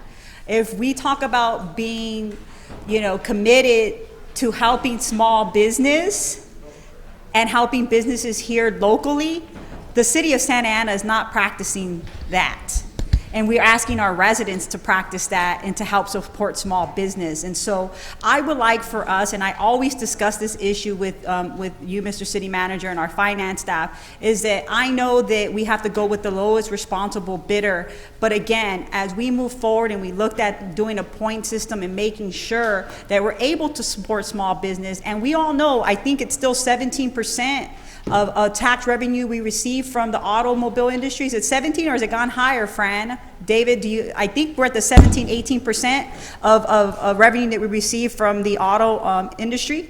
The second highest producer of sales tax is the auto mall and auto. So I would just hope as we move forward, you know, because I'm reluctant. I'm like, every time I'm approving, you know, purchasing vehicles, I'm like, it's not from any dealership in Santa Ana. It's outside of Santa Ana. And so I just wanted to bring that to our attention and do whatever we possibly can to making sure that we do buy cars here locally and American made. And with that, Mr. Mayor, I'll move the item. Is there a second? Second. Those in favor, please say aye. Aye. Aye. Those opposed, motion carries. I believe you have 22B. No, Mr. Mayor, 23A. Okay. And that is to approve a contingency to increase the Bristol Street water main replacement. And again, I'm supportive of this. I just wanted to make mention and thank our public works staff as we move forward to replacing our water mains, our sewer mains. These are lifelines really to the city and to our residents. And we have a lot of water mains and sewer lines that are 75 to 100 plus years old. And this one in particular here on Bristol is a very old one. And you know, I always bring up the issue about seismic and earthquakes. It's not if, it's when. New Zealand just experienced a 7.4 earthquake. You know, it's going to be coming here in California. I'm not saying anytime soon, but we have to be prepared. And I've been traveling the region with Lucy Jones. Many of you are very familiar with her as the earthquake lady. I've traveled with her throughout the region here in the Southern California Association of Governments, speaking to various different counties and cities, and really emphasizing the importance of infrastructure, that when the big earthquake does hit, how is it going to affect us, our water mains, our sewer mains, and you know, there may be an opportunity if we don't get these fixed now. And so I want to thank our staff as we move forward to getting this fixed, because it's not if, it's when, and we need to make sure that we have reliable infrastructure to help withstand you know, an earthquake, of course, beyond 7.0. And so with that, Mr. Mayor, I'll move the item. And I would just ask that as we move forward to our Public Works Director, if we can get updates and where we're at with the current infrastructure on our water mains and our sewer mains, and also what those investments are. I do appreciate you providing us the update on the CIP every month. I pay very closely attention to that, but just if you can just specifically focus on the upgrades of our water system and our sewer lines, that would be greatly appreciated. I'll second. We have a motion and a second. Those in favor, please say aye. Aye. Aye. Those opposed, motion carries. Mr. Mayor, I'm go supportive ahead. of 23B, and I just wanted to also just make mention that I think it's important in the work that we're doing, and we're going to be moving forward, hopefully tonight, supporting and approving the Safe Mobility Plan. But as we've been working really hard with active transportation over the past 3 years, Santa Ana has received over $33 million. And so, again, wanting to thank our staff and Corey that's out there, active transportation coordinator. We're like now on the ground building things. And so I think a lot of the residents are starting to see a lot of safety infrastructure, a lot of bike infrastructure and different paths.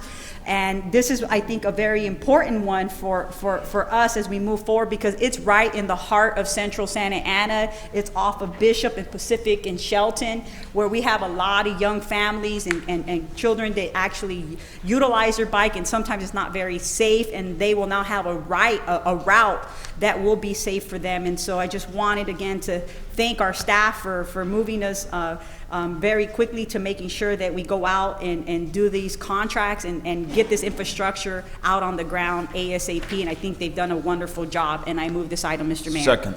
Those in favor, please say aye. Aye. Aye. Those opposed, motion carries. Go ahead, Councilor Martinez. Thank you, Mr. Mayor. 25D is to conduct a classification and compensation study of SEIU. I had a question. I know, and here comes our personnel director. Are we conducting studies for all our bargaining units? I would ask that question because I know, I'm not sure if we recently did one for the POA. We did a salary survey for the POA. Okay. And this is the result of the MOU. We agreed to do this for the SEIU. It's a classification and compensation survey. It'll be a salary survey. But we're also going to look at, there's about 200 classifications in the SEIU. We're going to look at the titles and the pay ranges for all those positions. Great, and I just asked that question because as we move forward and we're redoing classification and compensation studies, this city council is going to make decisions as we move forward based on this. And Absolutely. So, how long is this study going to take, and when will this be coming before the city council? The kickoff is next week, or 2 weeks, the 29th of November. We have our first meeting, and it's anticipated the study will take 3 to 4 months, so it'll be completed before the contract expires and be implemented through the negotiation process. Fantastic. Thank you, Ed, and I'll move the item. Is there a second? Second. Those in favor, please say aye. Aye. Aye. Those opposed, motion carries. Councilor Martinez. Thank you. 25E is plan check services. So I did have a question on this, and of course I'm supportive. I wanted to really, get an update. So we've done a hybrid. This is, I think, are we going on year 2, outsourcing kind of some of this plan check and the firms that we've hired. And so is this, what I would like to ask, are we renewing contract with the same folks and agreements that we had last year, or Yes. are these the same folks? Yes. So great, fantastic. That's great news. Number 2, I would like to know, since we brought on these firms, how have we improved our service? Our standard rate of plan check is 6 to 8 weeks. If we bring on these firms, and it's for an expedited service, and that's expedited services 3 weeks. 3 weeks. Great. And I just asked this question because this is I know our planning department is low in staff, and so as we try to get you know, these firms to help out and expedite this. You know, one of the first things that we've been told many times on the city council, that we're not very business friendly, that our process is overwhelming, it's very bureaucratic, on and so forth. And, you know, we now give an opportunity to developers and others, if they want to pay for the expedited service, they now have that. And so I'm just wanting to thank, and I don't see Hassan in the audience, but wanting to thank our planning department. And I would just hope that we can continue to get updates and where we're at.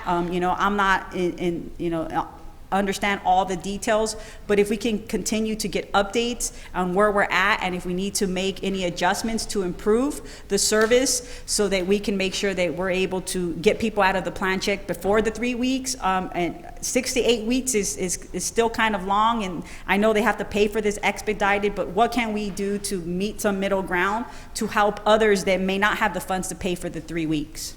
And with that, Mr. Mayor, move forward with the item. Is there a second? Second.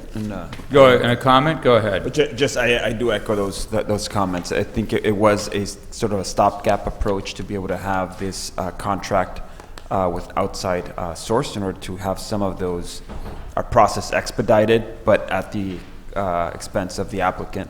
Overall, ideally, we're doing a more, we have that adequate staffing to be able to expedite internally and just have it be more MO, you know, just going forward. It's the way we operate, shorter times versus these lengthier times. Yeah, so definitely a need. And again, I'm seconding the item. Those in favor, please say aye. Aye. Aye. Those opposed, motion carries. Councilor Martinez? And Mayor, I am just a no vote on 25J and 25K. That's Bristol. I'm just being All right, consistent. if you can just please note that, Madam City Clerk. And I've got a question on 25F for the city attorney. This is a historic property preservation agreements with a series of homes. Some of these are close to where I live. Should I abstain or not participate? In normal circumstances, you would if they were making improvements, but by designating these, the question really would be, do you think that by designating them under Mills Act, your property value will go up or down?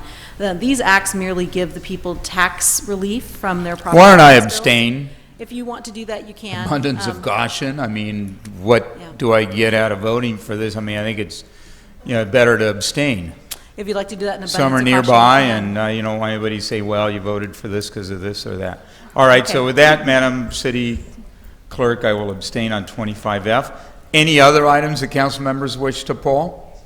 If not, let me entertain a motion on the balance of the consent calendar, because there are some items that were not pulled. So moved. Those in favor, please say aye. Aye. Aye. Those opposed, motion carries. Now, I believe we're on to the business calendar agenda. You want to go? Yeah. And I have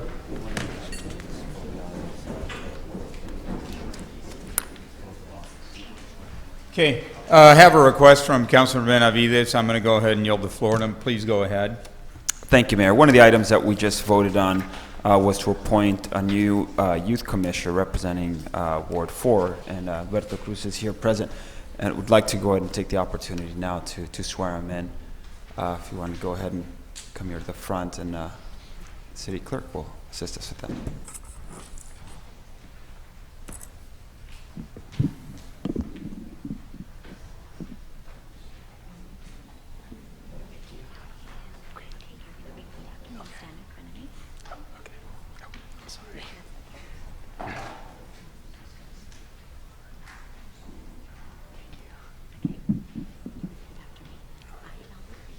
I, Albert Cruz, will solemnly swear to support and defend the Constitution of the United States and the Constitution of the State of California against all enemies, foreign and domestic,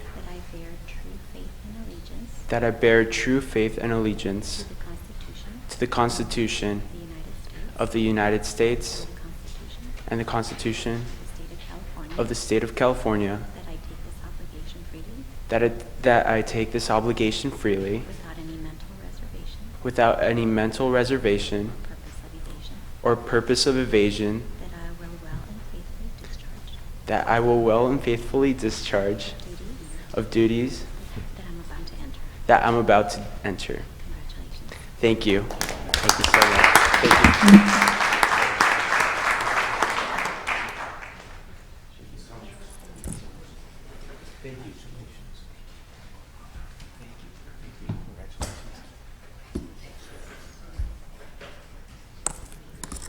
Okay, I'm now going to direct our attention to item 55A.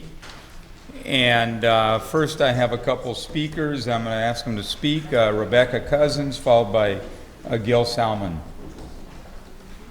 Rebecca, come on down, please. Good evening, council members. I'm here on behalf of AHawk to just add an exclamation point on a letter of support that we already wrote on behalf of the Santa Ana Mobility Plan. And as a policy analyst for active transportation, I thoroughly looked through this plan, and I just want to say that it's perfect. We have no suggestions to change, and we let the staff know that. They did a great job, all of them in the Public Works Department. Some of the things that I'd like to bring to your attention about the plan that they did specifically well was really emphasizing Vision Zero and reducing health disparities in your community. And one of the quotes that was great from there was the Public Works Agency is rejecting severe and fatal injuries as a necessary byproduct of multimodal transportation, and they use local data to identify strategic solutions to balance the many objectives of the local transportation. And that meant that they were working to accommodate all users and to do it in a way that benefited the community members and also the local economy. So in conclusion, we fully support the efforts of the Public Works Agency on this draft plan, and we're excited for the work that is going to come out of it in the coming months and years. Thank you. Please, Gil.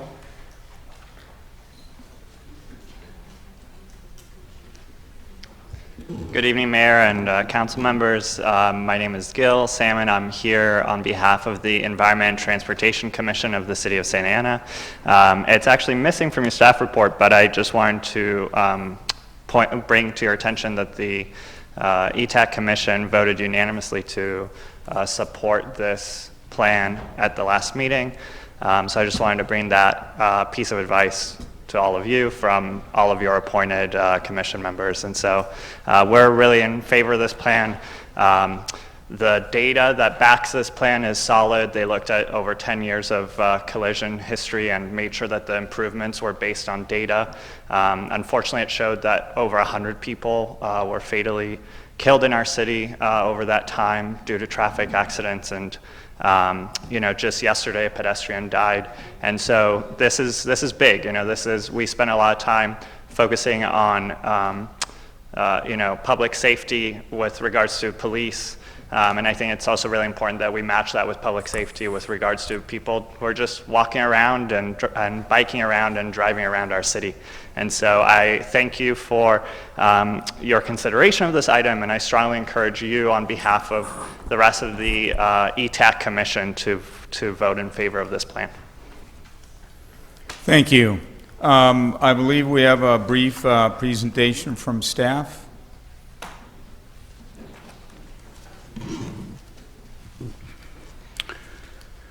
Thank you, Mayor and members of Council.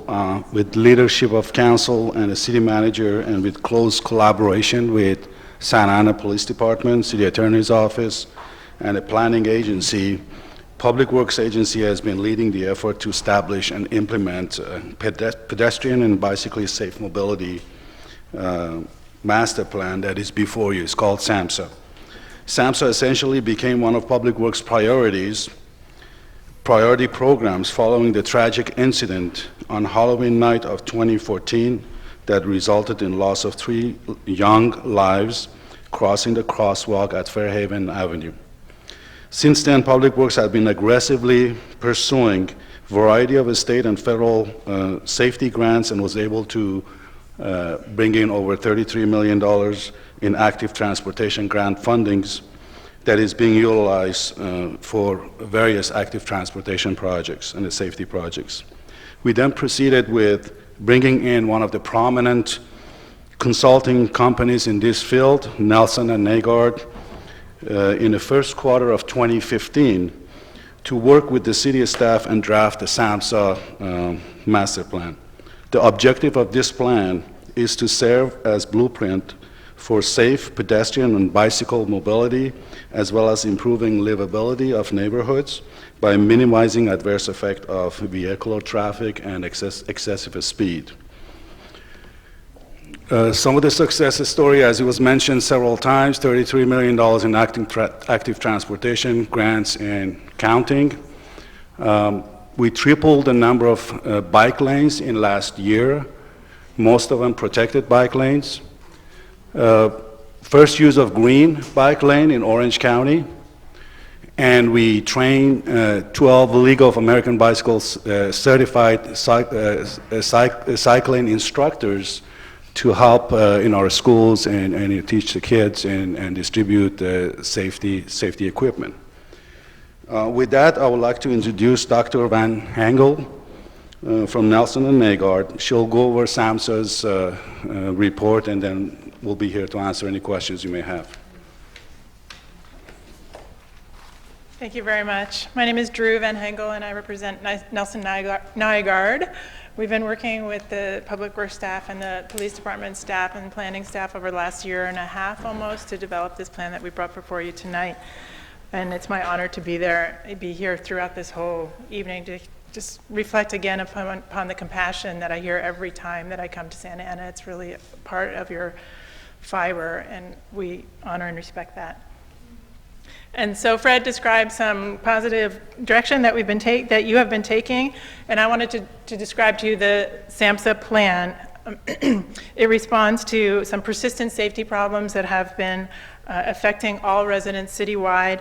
It details, we conducted a detailed collision analysis and recommended a bold direction because despite the efforts that the city has been making over the last 20 years to address the persistent bicycle and pedestrian safety problem, Santa Ana continues to rank pretty unfavorably in the statewide list of collisions that are occurring within your borders compared to cities of the size of 250,000 or higher. So overall, Santa Ana has the third worst safety record compared to 13 other peer cities in California. With respect to the number of speed-related collisions that are happening on your street, the second worst average.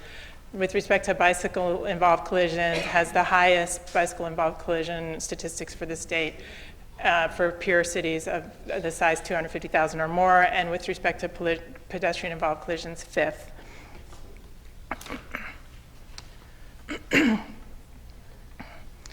As I indicated, when I first came on board this project, I did my first pedestrian safety audit in Santa Ana about 15 years ago when it was clear that this was an issue of concern for the city of Santa Ana, and yet despite enforcement and education and encouragement efforts, the safety statistics have not improved. And so the pedestrian fatal and severe collisions are of a concern. There are 325 reported collisions each year involving either a person walking or a person riding a bicycle. The bicycle-involved collision rates are increasing in large part because bicycling is increasing, but the facilities for safe bicycling are not increasing at the same rate. Transportation safety is also a social issue. Here in Santa Ana, more collisions per square mile are happening in places in census tracts where there is higher poverty, higher levels of lower education, more youth, and more Hispanic Latino residents. The trends in the census tracts, in these same census tracts, is that more people are using walking, bicycling, and transit. And the social issue is that people should not face additional road hazards and exposure to traffic death because they ride their bike, walk, and use transit. And they live in census tracts where depending upon where they live, there shouldn't be a disparity in the collision rates.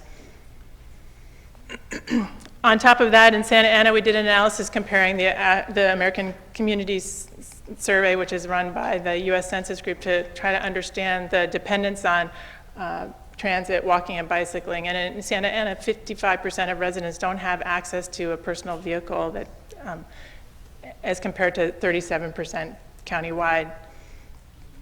So not only are communities with higher poverty and more youth and more seniors exposed to more collisions happening in their census tracts, but also they're having less opportunity to move into personal vehicles. And that's not consistent with your values and growth.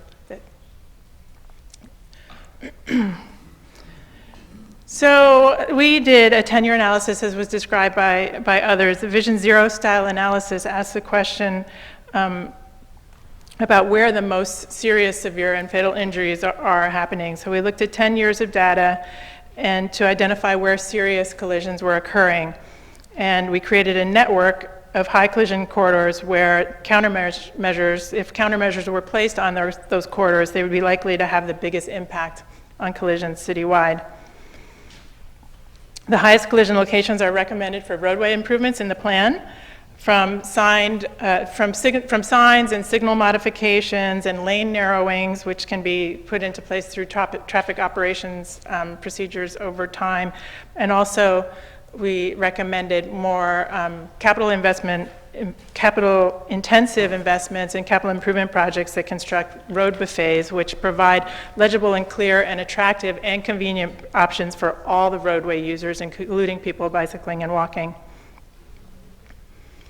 We wanted to tell you a little bit about the patterns that are uniquely specific to Santa Ana.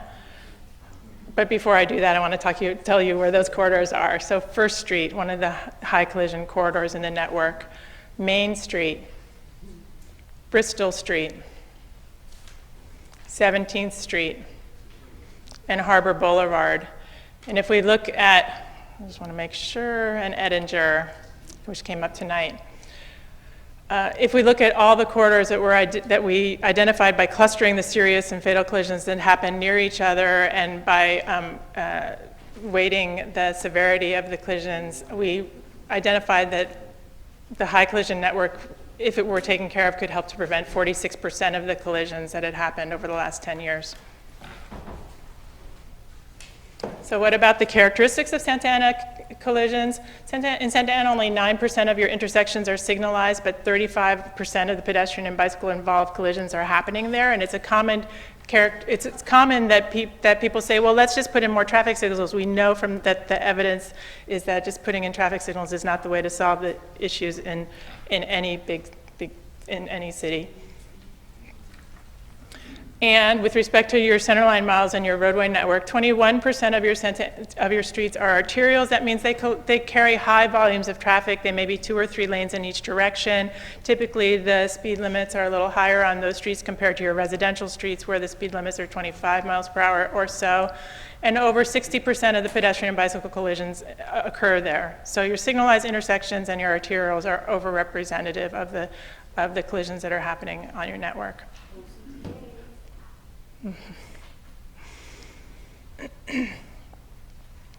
And so with respect to, I'm sorry, I'm just going to make sure we got this right. Yep. So 60 to 70% of your pedestrian and bicycle involved collisions are happening on arterials.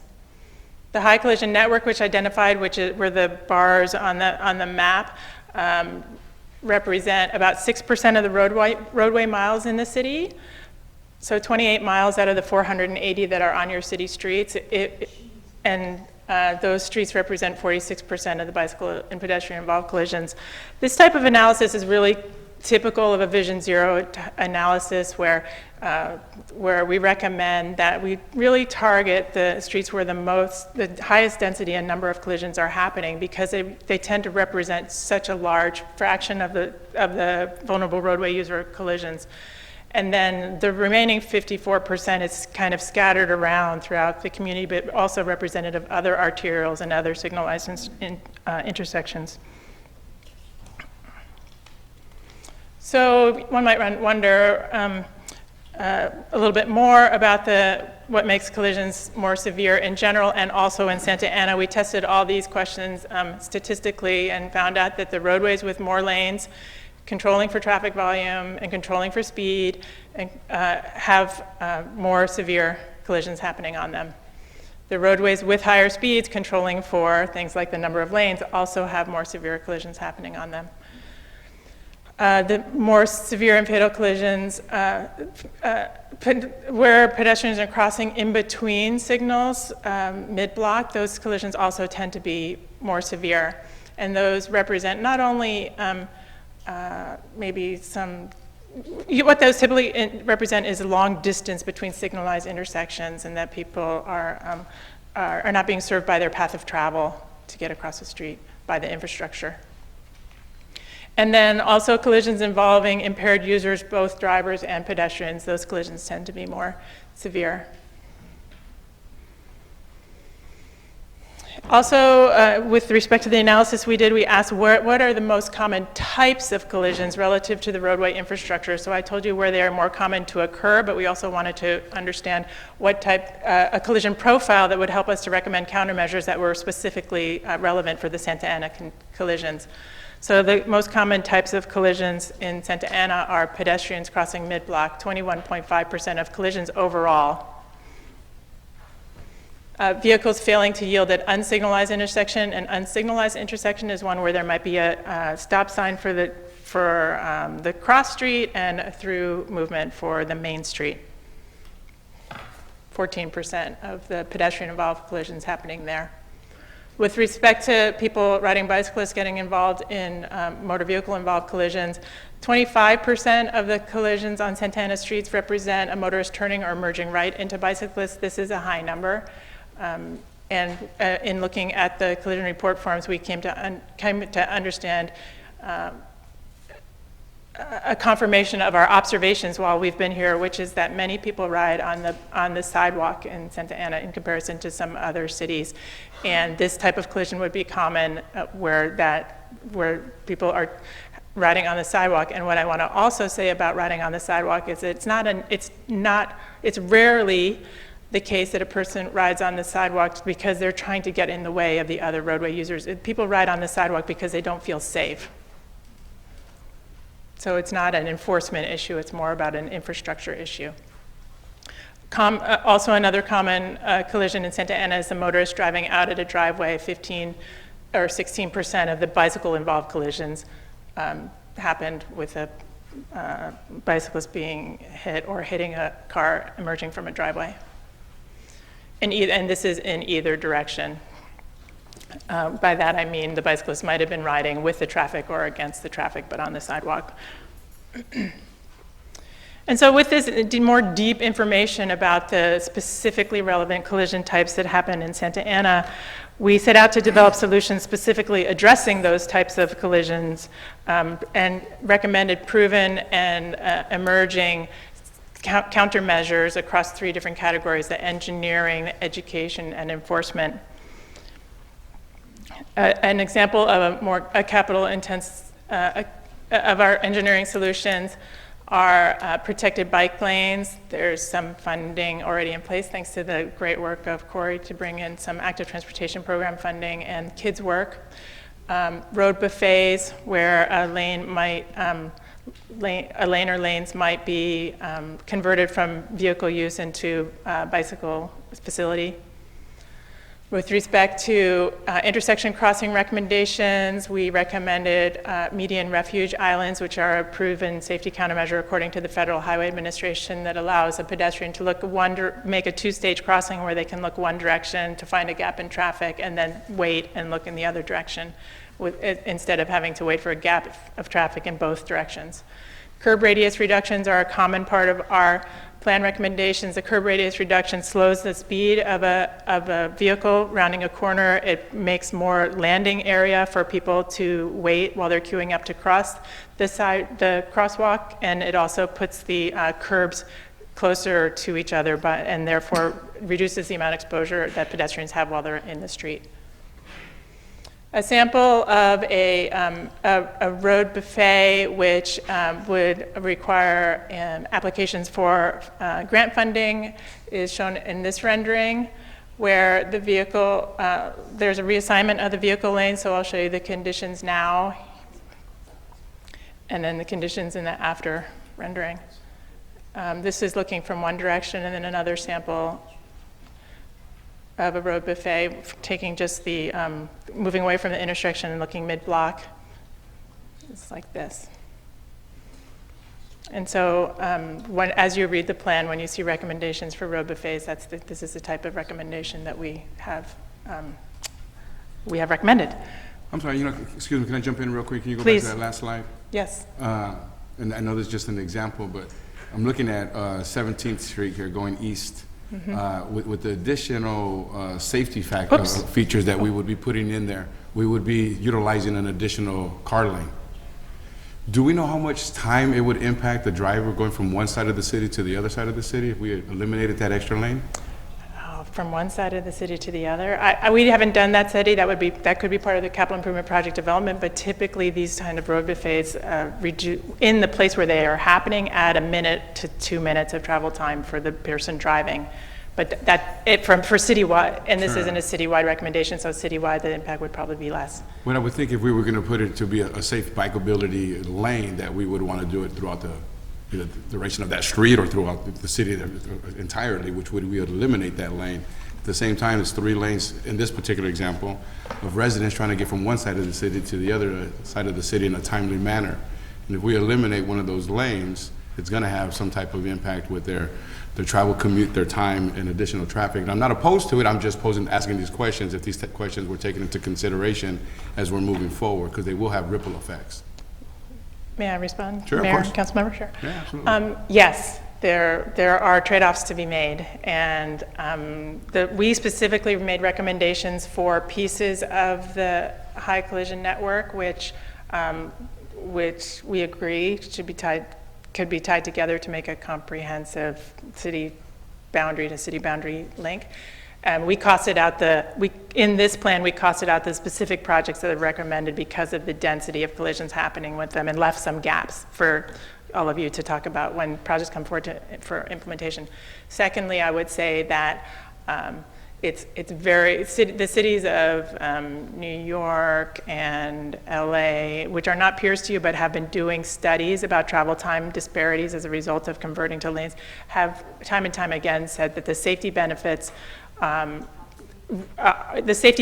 very large and the travel time costs are very small from a systemic point of view, and that could be just a matter of a couple of minutes city to city. And those will have to be part of your conversations. Yeah, I think that'd be important. Again, I'm not opposed to it. I just think that's a question that our residents would be asking themselves, and what kind of impact that would have. We definitely should keep that in the forefront to educate them. Thank you. Yeah, Councilman, I agree. And so those were some sample engineering strategies from low cost. We didn't mention operational improvements, but there's some signal timing recommendations, which are just a matter of integrating during signal maintenance and annual review of the traffic signals that might separate people in time, should it not be possible to separate them by space with physical improvements. So that's the engineering category we've been through. If we could talk about the education strategies, which we've recommended messaging and content to help create a shift to a safety culture, because these operational and capital improvements will take some time to effect, and they will be mainly in place only where they are. And so Santa Ana must look forward to developing a safety culture that affects people citywide, regardless of whether they're at one of these capital improvement project recommendations. So we recommend continuing with the school and family outreach, which is already underway. We're very impressed by the work that's been done in partnership with the city and the community. And while the city pursues dedicated funding for a marketing campaign and customized messaging and paid advertising, we recommend that you take advantage of messaging that is already available through LA Metro and SCAG and other peers who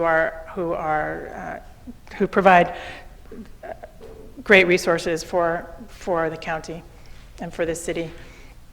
We worked with stakeholders to confirm the value of personal messaging and flyers. We heard time and time again that the best message is one that you hear from somebody that you trust. And yet we also believe that a citywide campaign should be developed. So we recommend starting with low cost and high impact strategies such as bicycle ambassadors, which don't require an additional resource investment, but rather rely on peers and coalition building, and transit shelter ads, which you have already been working, which you are already using. With respect to enforcement strategies, we met several times with the traffic division of the Santa Ana Police Department. We're very impressed by the work that they are doing, and their consistency in collision reporting, which is sometimes a problem in other cities to understand. Once the collision report makes it up to the state and we get it back down as a database, there's sometimes kind of messy, and your database was not messy. It was very clean and impressive and easy to understand what officers were deciding when they came to a collision, to how they would consistently fill out the collision report depending upon the types of movements that preceded the collisions and the direction of travel. But the long and the short of it is that the police department is, they're overloaded taking collision reports, and they don't have enough time to do the enforcement that can prevent the collisions from happening beforehand. And so what happens what happens is, at the moment, they are responding mainly to collisions that happened, and the desirable end state is that they're able to prevent behaviors that cause collisions here in Santa Ana. And if they're able to prevent behaviors, then fewer collisions will happen, and they'll have less time. They'll need less time to complete collisions report because there will be fewer collision reports, and that will allow more time for enforcement. So we call this kind of the virtuous enforcement cycle, and as a result of coming to an understanding here, our plan recommends phasing in 4 civilian collision reporters and 8 sworn officers over the course of the next 6 years.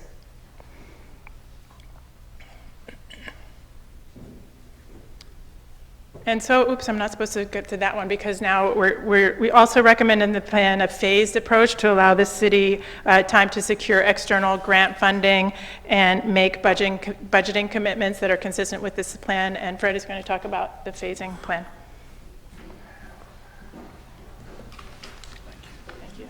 Oh, and Corey's going to do the next one here. So, the next question would be, how are you going to pay for this program? I guess it's in order for us to reduce the number of accidents or actually severe injuries and fatality by almost 50%. The price tag for that would be over $42 million. However, we've been working on options and several plans that would come before you to jumpstart that program.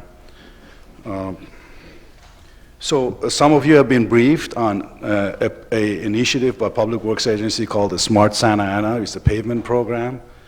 The Smart Santa Ana's purpose, the main primary purpose, is to pave remaining streets in Santa Ana, ensure excellent pavement condition throughout the city, maintain financial sustainability of the pavement program in perpetuity. So, and the type of projects that are involved in the program that is involved in a Smart Santa Ana would overlap with this project and would substantially add funding for this project. As I said, if you look at safe mobility, SAMHSA infrastructure cost is $42 million, and we'll be able to bring in $16 million from that program into this because of the overlap work that is involved with it. So we don't have to really think about the funding of this SAMHSA program for the first couple of years. And we believe we've been successful in bringing a lot of grants, and we believe in the next few years we'll be able to bringing that $26 million to substantiate the difference of that cost. And you heard the senator earlier was talking about transportation funding, and we're banking on that to bring more funding to complete this program. Also, Smart Santa Ana would improve our sidewalk program, $480,000 a year annually, ongoingly. It would also implement the policies and priorities of Complete the Street in Santa Ana, and also provide $7 million to our bike master plan. So Smart Santa Ana would be the centerpiece in terms of providing funding and jump-starting the SAMHSA program. With that, I think that concludes our Thank you. presentation. Let me see if there are any council comments, and if not, we'll move forward. Councilor Martinez. Yes, as you know, Mr. Mayor, I overwhelmingly support this item, but what I first and foremost want to thank our staff for putting this together. I've had for my job, I'm the executive director of the Alliance for a Healthy Orange County, and so I don't only do active transportation and have been very instrumental here in the city in pushing our staff, but I work in all 34 cities in Orange County. I work with the Orange County Transportation Authority. I work with SCAG, and so I've gone across the country as well, speaking about the opportunity that we have here in Santa Ana, and people are paying close attention. I was in San Francisco on October 10th, speaking at Rail Revolution, specifically on Vision Zero and Santa Ana's possible plan of approving this. And let me tell you that half the audience that was there was already aware of what Santa Ana is doing, and they're saying Santa Ana is a leader. For us, over the past 3 years, to receive $33 million is unprecedented. That is very unique, it's very rare, it's very aggressive, and it's just a testament to the city council, to the community and the residents, and to our staff, and our dedication of wanting to reduce fatalities here. But it's going to take more resources. When you look at Sweden, who were the ones that did Vision Zero, and now you see Los Angeles, you see New York, you see Seattle. The reality is equity. When you look at the statistics for Santa Ana, over 100 collisions, fatalities, 100 lives. Every life matters. And the statistics that 55% of our residents are either walking, biking, or taking public transportation in comparison to the rest of the county, which I believe is 37%. We have to talk about equity. We have a responsibility as a city, but more importantly, the Orange County Transportation Authority also has a responsibility as it controls the major arterials. And when we look at how we fund transportation here in Orange County or across this country, we're a self-help county, which means that we pay for our transportation sales tax through Measure M1 and M2. It's almost 80% that the taxpayers are paying for transportation already. So we're not counting on a lot of money from the state or the feds. Orange County, and particularly here in Santa Ana, we pay to make sure that we provide transportation infrastructure. But what we haven't done, and I think we're starting to pay attention, others are starting to pay attention, is that we're wanting to focus on equity and wanting to make sure that we're able to help the residents feel safe and having the infrastructure so they can get to point A or point B, whether it's going to high school, going to college, and more importantly, most of our residents are just trying to get to work. They're walking and biking, and unfortunately, we don't have the infrastructure that is safe. And so what we're doing here today is really, I believe, probably one of the most important decisions that this city council is ever going to make on this dais. So, because when we talk about public safety is not just about making sure that our residents are safe from gang violence or from domestic violence or from other crimes. We're also wanting to make sure that our residents feel safe as they're walking and biking and taking public transportation. We have a responsibility. And so, look, it's going to cost $42 million, as Fred said, but he has found a formula to pay for most of that, whether it's the $26 million that we anticipate that we'll be able to get grant funding just based on the good work that our staff does to actually go and get those grants, but more importantly, the other mechanisms and how we're able to leverage our resources with our other CIP infrastructure project. And so, what it really comes down to is that we are going to need the additional money to help get this started, and it's really going to be a key decision for us to make during the budget cycle if this kind of safety is important for us here as a city, and I believe it is. And so again, Fred, I want to thank you. I want to thank your staff for the amazing work and the consultants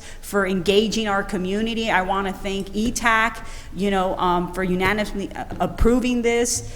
And, I hope that we have a unanimous, decision here today. We're moving in the right direction. And I really believe that as we move forward, we will continue to be leaders, not just here in Orange County, but across the country, because people are talking very positively about Santa Ana and what we're trying to do, and we're working collectively. And the consultant mentioned one thing which is very special. KidWorks partnered up with the city of Santa Ana to apply for a grant. You have young people, youth, who actually helped the city put together a grant, and they received over $3 million. $7 million. $7 million. That's unique. That is very unique, and everyone across the country is talking about that. I know the students had the opportunity to go to Portland, or was Seattle? They went up to Minneapolis. Minneapolis, yes. So, again, we're not only leading the way here and receiving $33 million, but we're actually getting the help from young people and residents. And that really speaks volumes of how competitive we continue to be to receive funding. And so again, just wanting to thank our staff for putting this presentation together and really doing this work for us, because it should be a top priority. So thank you. Mayor Pro Tem Vince Sarmiento, please. Thank you, and thank you, Fred, and your staff for all the hard work that you have done over this time. And again, this is something that we saw, I believe, in committee as well. But I want to especially thank my colleague, Councilwoman Martinez, because I know she's been such a strong voice for this and very vocal, not only here at the City Council, but obviously in her role at the county and informing all the other 33 cities how important this is as a regional problem. But I guess one of the things I think about as well is that when you look at that statistic of how many lives, are lost, and what brought us here, and I remember a couple of years past during that Halloween night when those 3 children's lives were lost, that's what really, I think, made us understand how these lives are being impacted, and 3 innocent kids just, crossing the street, trying to go trick-or-treating. And I think it really did put faces on this problem, and I think we see statistics and numbers and data. It really doesn't bring it home until you see the parents of those children who had to, say goodbye to their children. And we realize how many other families have that problem. Their parents, siblings, children are being impacted by this. And this does, I think, as the data show, it really does impact our lower income neighborhoods disproportionately more. And if we see what the metrics show, which is where the concentrations are along the arterials, it kind of, to me, begs the question, we're talking about how successful we are and how competitive we are when we apply for the grant funding. Well, that's a double-edged sword. That means that the need is so high here, right? And the problems are so acute here. So there's a reason why we compete well, is because it's a dangerous place. And I think, because this is a very densely populated area, because we have so many young people. This is one of the youngest communities in the country. So all these factors, together and collectively add to dangerous conditions. So if we allow those to be unaddressed, look, we're complicit in these numbers being as high as they are. So I'm certainly going to be supportive of this. I want to thank again, your staff, your consultants, and everybody else. But one last thought is that for a long time, our city's been a pass-through city for the county and for the region. People are getting from north to south or east to west using our arterials, and they're going at a very high rate of speed, and they're not stopping and doing any commerce in our city. So we have to ask ourselves, whose interests are we trying to protect? Do we have an obligation to protect the interests of our residents here in the city? And saying, yeah, if you have to slow down, if you're going to lose maybe a minute or 2 on your commute time in order to save lives, in order to protect our residents here, then I think it's not a bad trade-off. And if the transit authority or if others have a problem with that, well, then maybe they can justify why their commute time at the expense of lives is more important for them. So I'm certainly going to be supportive of this. I'm not sure if there's a motion on the table. If there is, I'll be a strong second. Thank you. Councilor Tinajero, please. Thank you, Mr. Mayor. First and foremost, I want to thank Councilmember Martinez, because quite honestly, she has been at the forefront here. She has taken on this issue when it wasn't a popular issue to take on. She took on this issue when many weren't even, this wasn't on anyone's radar. And this is something, when you look at leadership here, the only thing that she gains is assuring that our residents are safe. That's it. It wasn't this high-profile position that she needed to take. But the telling statistic is this, and I know she mentioned it, and I know that it was put up on the screen. When you think about the fact that 37% of other people in the county do not have vehicles, 37%, but 55% of our residents don't have vehicles, don't own a vehicle. That is a huge, huge amount of individuals that we need to make sure that their safety is top priority. When a person gets killed, it affects the family financially, emotionally, and it affects the kids, their education, and what they can aspire to do down the road as well. So it's a matter of enlightened self-interest when it comes to this issue here, that we not just do something about it now and say, okay, we've done something. And I think it's just the beginning to continue to build upon this and be an example to the rest of the county. Thank you. Thank you. Any other comments? Councilor Benavides? Thank you, Mayor. As I see the Safe Mobility Center and a master plan that we're considering tonight, I see us standing behind the city and looking towards the future, looking towards Santa Ana becoming more of the metropolitan city and that it can be. I think when I go to other larger cities, whether it be Portland or New York was mentioned, or these cities where there is more of a clear, varied transportation systems that include both rail, include vehicle, include bike lanes, include different modes to be able to make pedestrian safety more viable. Frankly, I see that and experience that, and I think, I wish we had that type of experience, that varied experience, and that kind of more closely woven, comprehensive plans in the city of Santa Ana. So now we're taking a step toward that, towards truly making the city. At one point, we're more of a bedroom community, and a lot of that the county continues to be, but we definitely have become more of an urban center, and we're basically taking that step towards embracing that identity and ensuring that we have infrastructure to be able to support that. The idea of Santa Ana being a leader is something that we can and should continue to embrace that role as well. Most of us here on the council have been a part of approving significant plans that are really moving our city forward, from a strategic plan to an arts master plan. We're going through the process of a branding strategy master plan as well. We, a few years ago, approved that transit zoning code that impacts the downtown and land use, the harbor-specific plan. We're going through the process of updating our general plan. There are so many things that are taking place to really set the course and set the foundation for Santa Ana to become that vibrant metropolitan, again, urban center, to be that leader in the region. And this is a step in that direction, that the rail first fixed guideway in the city through the OC streetcar, which we heard about earlier. I'm excited to be a resident of Santa Ana, to be have the opportunity to be a member of the council and the STIAS as we are approving these significant plans that are, again, setting the course for our city and for the region. So thank you, Fred, because a lot of this, especially along both the changes and the improvements on the bikeability, the bike lanes, and again, looking at the roundabouts, a number of different things have been under your leadership, and that which came in after our city manager came in, which came in also shortly after Corey stepped in his role. And I do echo some of the comments of my colleagues here, that Councilwoman Martinez has been a champion for that, and us as a council been able to see this come to fruition. So good job, Fred. Thank you, and your team, and I'll be supporting this item as well. Thank you. I just have a few comments.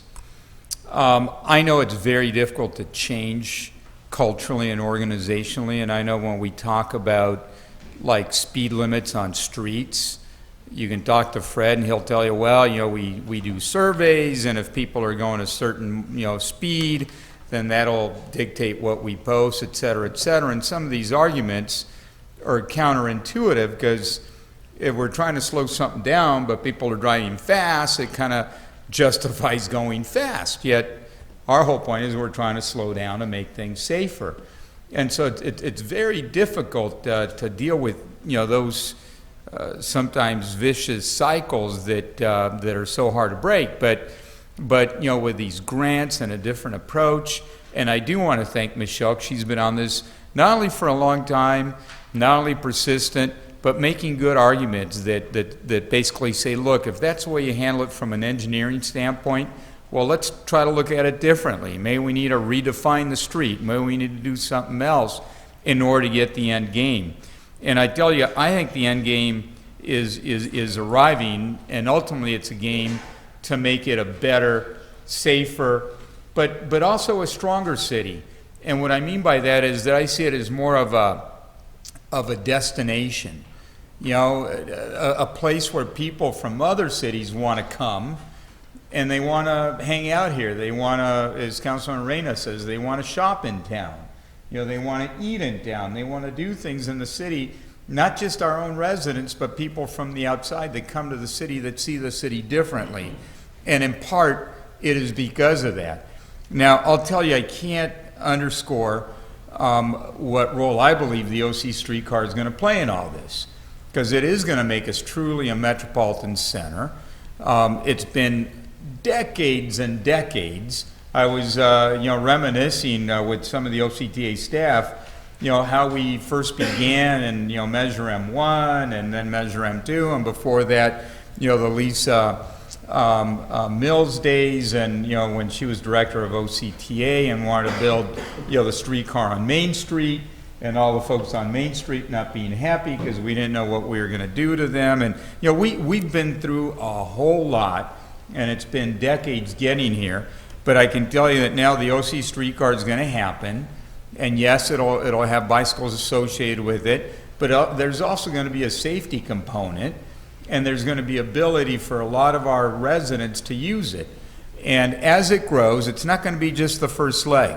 The first leg will be within the efforts that we're making. But I can already tell you, it has momentum. Once the first leg is built, there's going to be another leg that likely will go down to the airport, and that'll be good for folks that work at the airport, they want to visit the airport, that are leaving, that are coming in from out of town. Today I had a meeting with Supervisor Bartlett and the airport director, and part of what we're talking about is how do we connect it to the south part of Santa Ana, which is part of the airport. And also, very importantly, once we're on 17th Street and Harbor Boulevard, which is the terminus right now of the streetcar, how that goes north.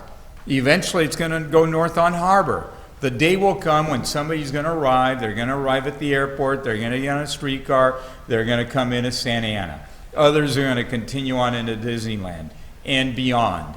And doing what we're doing, slowing things down.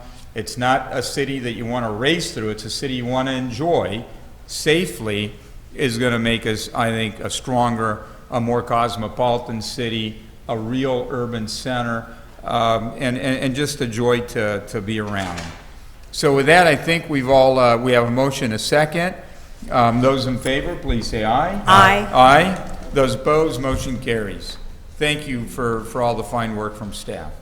So with that, item 55B, this is an appropriation adjustment. It's an agreement accepting community-oriented policing funds. It's money to hire more police officers. And Aya Denglin and Robert Denglin, you want to speak on this as well, and then you want to speak again under public comment. And I'm just trying to asking you to keep it as short as you can. We're trying to help you as much as we can, and I'm just encouraging you not to speak on every item that you can imagine. Yes. Go ahead. And I appreciate very much your people from council, especially, I would say, I especially impressed with with decency of city councilor, Mr. Tinajero, Sarmiento, Benavides, Amiskua, and you have a great sense of humor too, Mayor Pulido.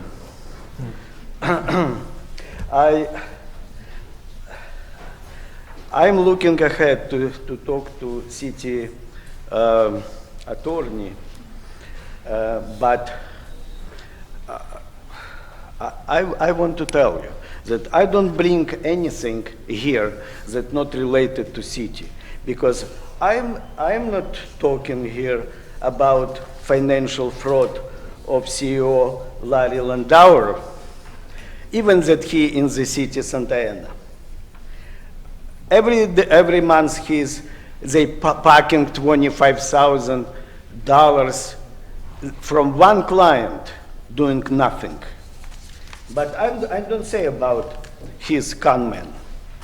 But also I am not talking about probate judges type as Maberly, Hubbard, Lee, Commissioner Schulte, that look like they're paid well not to do public job, but keeping something that it should not be in the court. I don't say about public defender because it's not related to you. But when I say about police officer, that is, I think, very related to you, and I would like to say that when last time I called to police, make together welfare check, and they should be trained to talk with people with disability. They especially avoided to come together when my son was here and listen how they are biased and don't want listen what my son tell to them. They want to arrest him. This is a police officer training, and you want additional police officer? Especially they have to be trained to serve public, not to special interest. Thank you. Robert?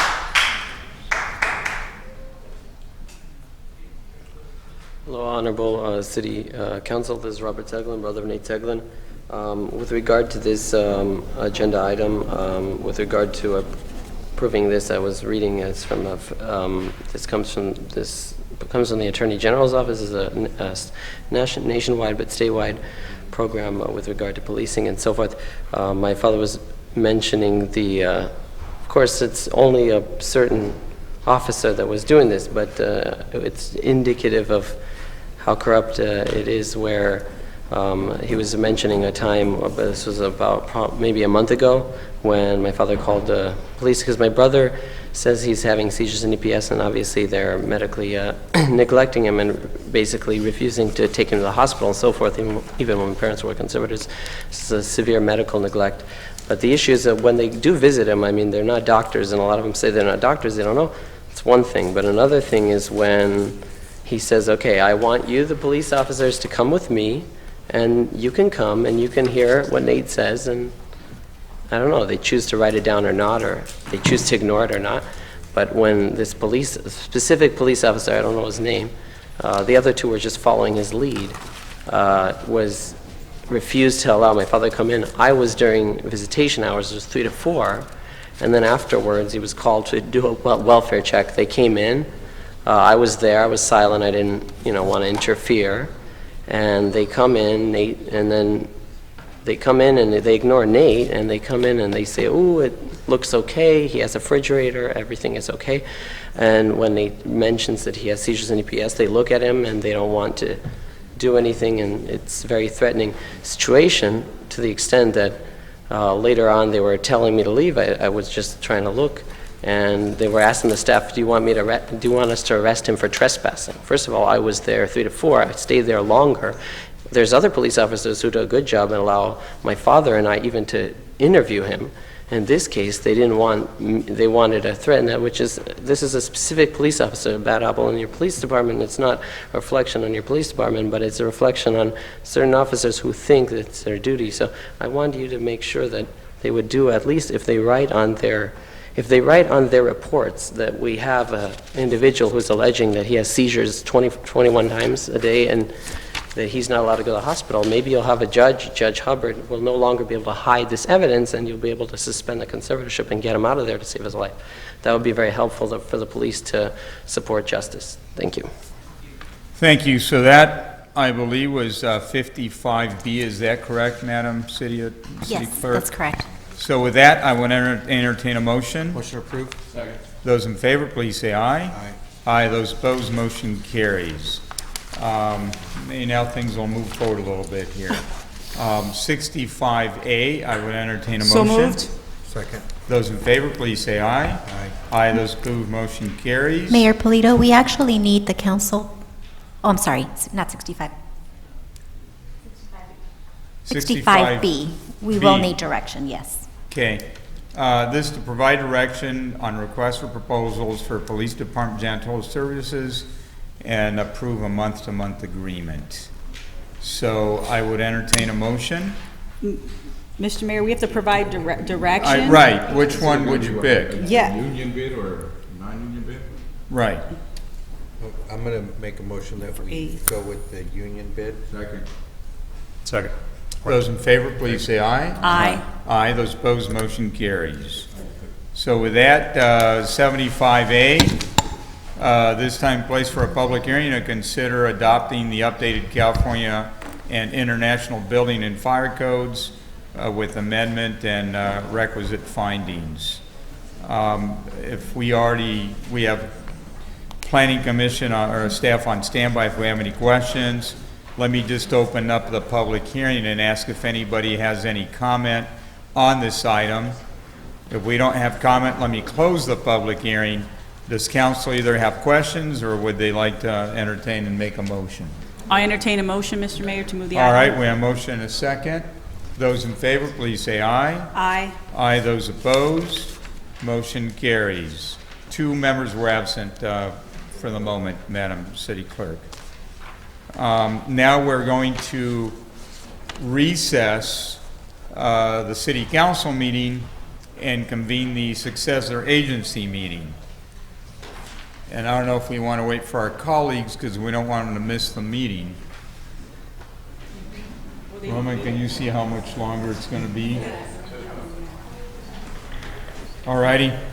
Just didn't want you guys to miss the meeting. The successor agency meeting, I'll entertain a motion on consent calendar items 1 through 3. Motion. Second. Those in favor, please say aye. Aye. Aye. Those opposed, motion carries. Now we have a few more speaker cards, and then we'll go to city manager comments, et cetera, et cetera. Laura Lucas, if you're present, come on forward, followed by Billy Lay. Go ahead. Thank you, ladies and gentlemen. Thank you for listening. My name is Laura Lucas. I am a member of Living Waters Christian Fellowship, which has been feeding the homeless here at the Santa Ana Civic Center for nearly 25 years.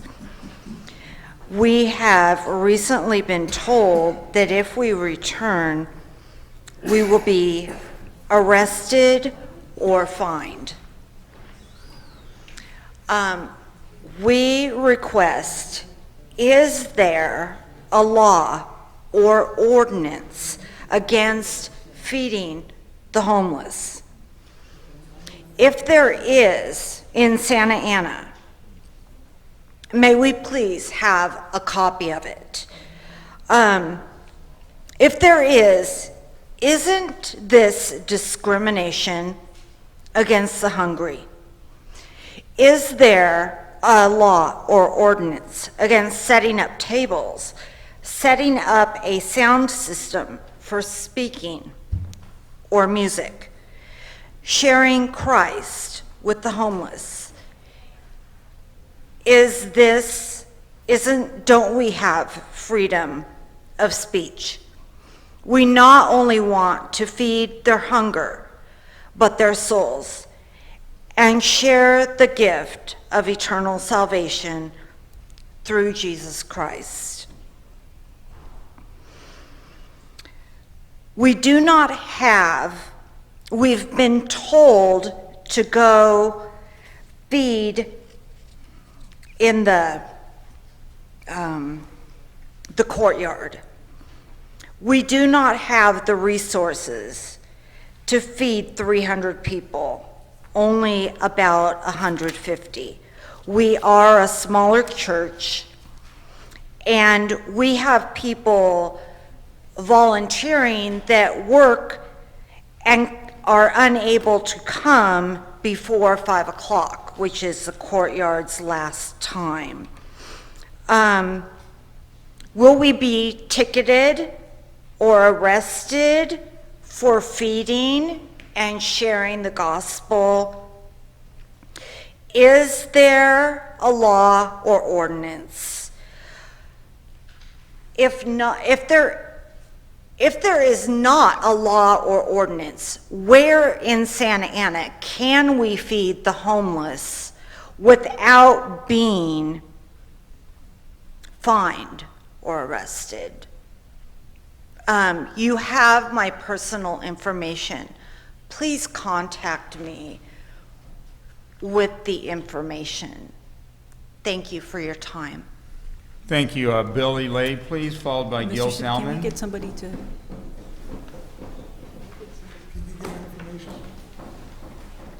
Good evening, City Angels. We really appreciate the opportunity to visit with you tonight. What I have to say is very minuscule compared to all the things that have been presented to you tonight.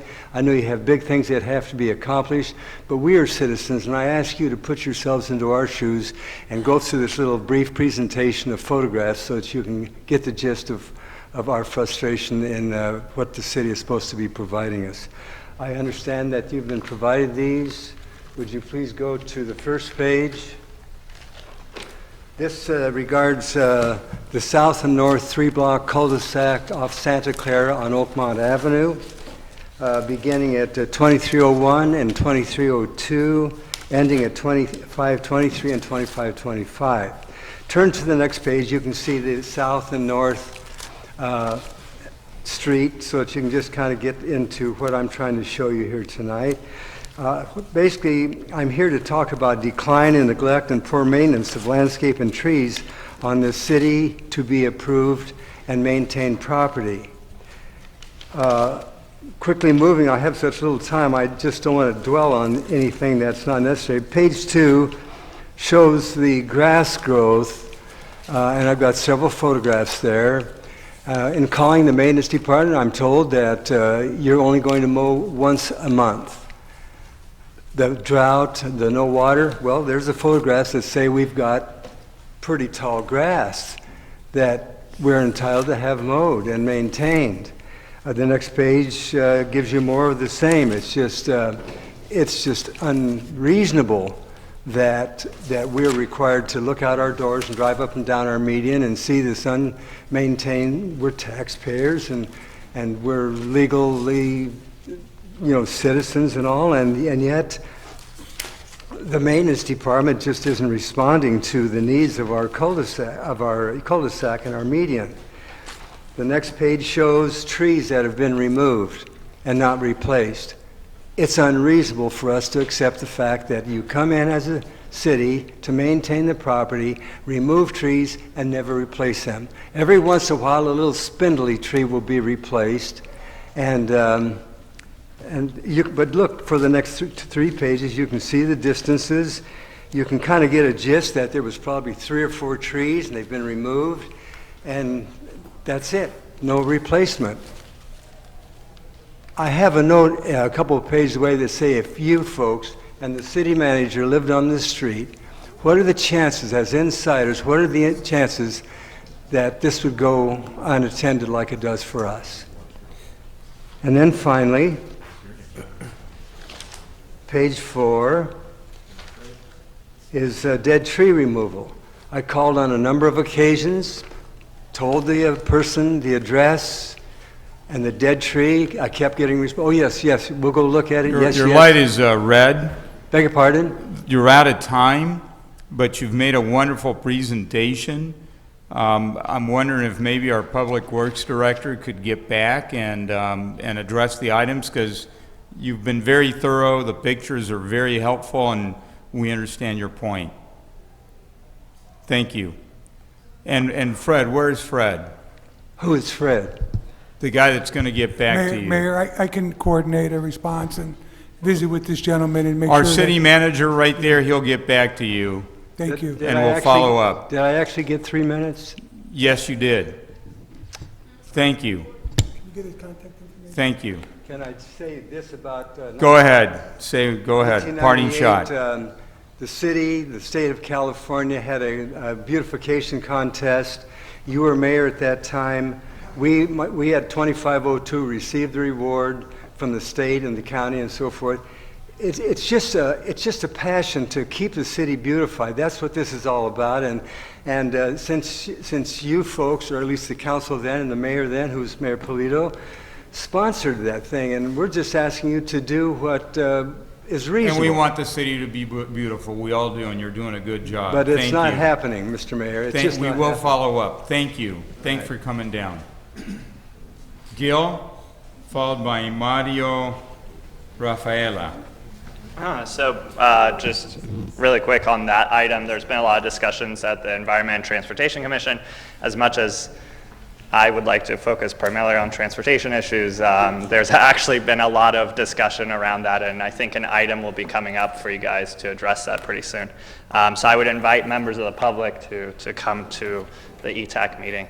I'm actually here to talk about city elections. We just had city elections. And as you all know, I ran in 2014 for Ward 2. I was the second place vote getter. And one thing that has become very clear is that the system's broken here. That we have this sort of hybrid of, we sort of do ward representation, but sort of don't. And I think that it's time for us as a city to do ward-specific elections. Anaheim, Buena Park, Garden Grove have all moved to that system. It allows for greater representation. The reason I say it's broken is because when I ran, because of the mechanics of how all this works, I actually spent more time outside of my ward campaigning than I did inside my ward, despite the fact that we want these ward systems to allow for representations from specific wards. And so, to be honest, if we're not going to do ward-specific voting, then we should just get rid of the ward system, because the reality is that all of you represent all of Santa Ana, and you are voted on by the entire city as well. And so I really hope that in the months to come, you'll put onto a city agenda looking at ward-specific elections. And I don't say that because I think I would have won. To be honest, I got more votes from outside my ward than I did from inside my ward. But I say that because I think that it will allow for greater representation. It will allow for better candidates to come forward who aren't going to be overwhelmed by campaigning for the votes of 335,000 residents of this city. And so I think it's really important. And so again, I hope that you bring it up. I hope that you discuss it. And I'm making a commitment that if you don't, that I'll be working very hard with other folks in the city to put it up as a ballot initiative. But I think it's really important to do it now, because the opportunity you have is that in 2018, the three folks who will represent those wards now can't run again. And so here's a great opportunity to change the way that the elections run now without affecting any current council members in future elections. So with that, I'm imploring you to discuss it on a future agenda item. And if not, we'll bring it up for ballot initiative. Thanks. Thank you. Mario? Followed by Chris Schmidt, I believe it is. Hello, my name is Mario Rafaela. Bring the mic down. Hello, my name is Mario Rafaela. I'm a member of an associated student government from Santa Ana College, and I want to share an experience and talk about the importance to keep open our school. The Centennial Education Center is a place which offers many opportunities to people who want to achieve a goal. It's a place which encourages people to grow up. The first time when I came to Centennial Education Center on 2014, I didn't know anything about English. I remember I asked for help in Spanish, and I took a placement test, and I started in the beginning 3 of the ESL program. Teachers encouraged me a lot to take advantage of all the classes, and I took pronunciation, writing, and conversation classes. When I finished the last level of ESL, I started earning credits to get my high school diploma. Before finishing my high school diploma, the counselor told me that I was able to attend the college. Even though I hadn't finished my high school diploma credits, I started attending the college on August 2016, and I'm still working on my high school diploma. Now I'm pretty sure that I'll achieve my goal of being a chemical engineer, and I'd like to keep open this school for the next generations because it's a helpful place to get our dreams or start them. And many classes are offered in this school, like computer classes, leadership classes, a full ESL program, writing, pronunciation, and conversation classes. This school is located in a convenient place, and I'm grateful to people because of the school was the beginning of my dream, and I wanted to be the beginning of people's dream. Thank you. Thank you. Chris? Followed by Franca Cortez, and then Chris Gomez. Good evening, Mayor, City Council members, City Attorney, City Manager. My name is Chris Schmidt. I'm here today to make public comments regarding our community-oriented policing program in Santa Ana. As I'm sure you're aware, in 2015 and 2016, you allocated money to partner with academia. Chapman University was selected. They were to provide 4 things to the city: a community outreach meetings, personal interviews, a citywide survey, and then a final report. As of today, the only thing that's been completed is the community outreach meetings that myself and 4 other city residents put together. Councilmember Tinajero was at the meeting at Latino Health Access. My understanding is the contract with Chapman University expired, and we're currently waiting for you, the city, to sign the extension. My concern is that many residents attended these meetings with us. I made promises to people that their voices would be heard. And now I just had a meeting with Professor Ed Day from Chapman University last week, and he says he's ready to go. The only thing he's waiting for is the city to sign the extension. I'm here tonight to ask you to please look into this matter. I don't know if it's within the police department or the legal counsel, but if you could please make sure the contract extension is signed so we can move forward, I would greatly appreciate this. Have a nice night. Thank you, Frank Cortez. Followed by Chris Gomez. Good evening, ladies and gentlemen. I came here to talk about an issue that you don't want to hear because you think is least important, you know. But for us, our neighborhood is very important. I just wonder if I can continue in Spanish because I think all of you understand Spanish, because my friend is going to talk in English. Yeah, but if you're going to do that, let me get a translator down here because those that don't understand Spanish, I want him to translate. Mr. Mayor, as he comes down, and I know we just can't comment on that, but you know, during the election cycle at nighttime, putting up signs, this man is certainly right. Harbor turns into a different world. And the prostitution, the drugs, is alive and well. I was out there from 11 to 2 o'clock in the morning. There have been others in my campaign that could attest to that as well. We need to address this issue, and I know he's come to us, and so I'm just going to be asking in my public comments, when I have time to comment, to our city manager to take some action. Thank you. Go ahead. Sí, mire, tuvimos una junta con el señor jefe de policía, Carlos Rojas, y tuvimos una asistencia de más de 100 personas. Aquí traigo las firmas.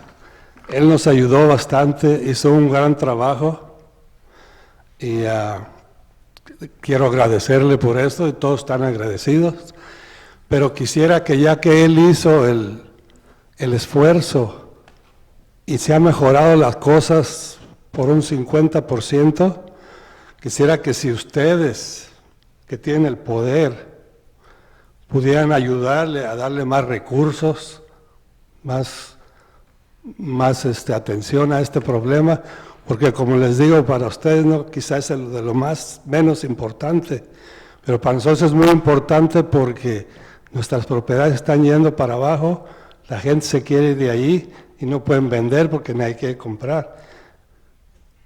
Prostitución hemos tenido por muchísimos años, pero los últimos 2 años ha estado muy pesado y ya nos cansamos, y hasta amenazas de muerte han tenido algunos de los vecinos porque pues no se quitan de las banquetas, no se quitan de la calle.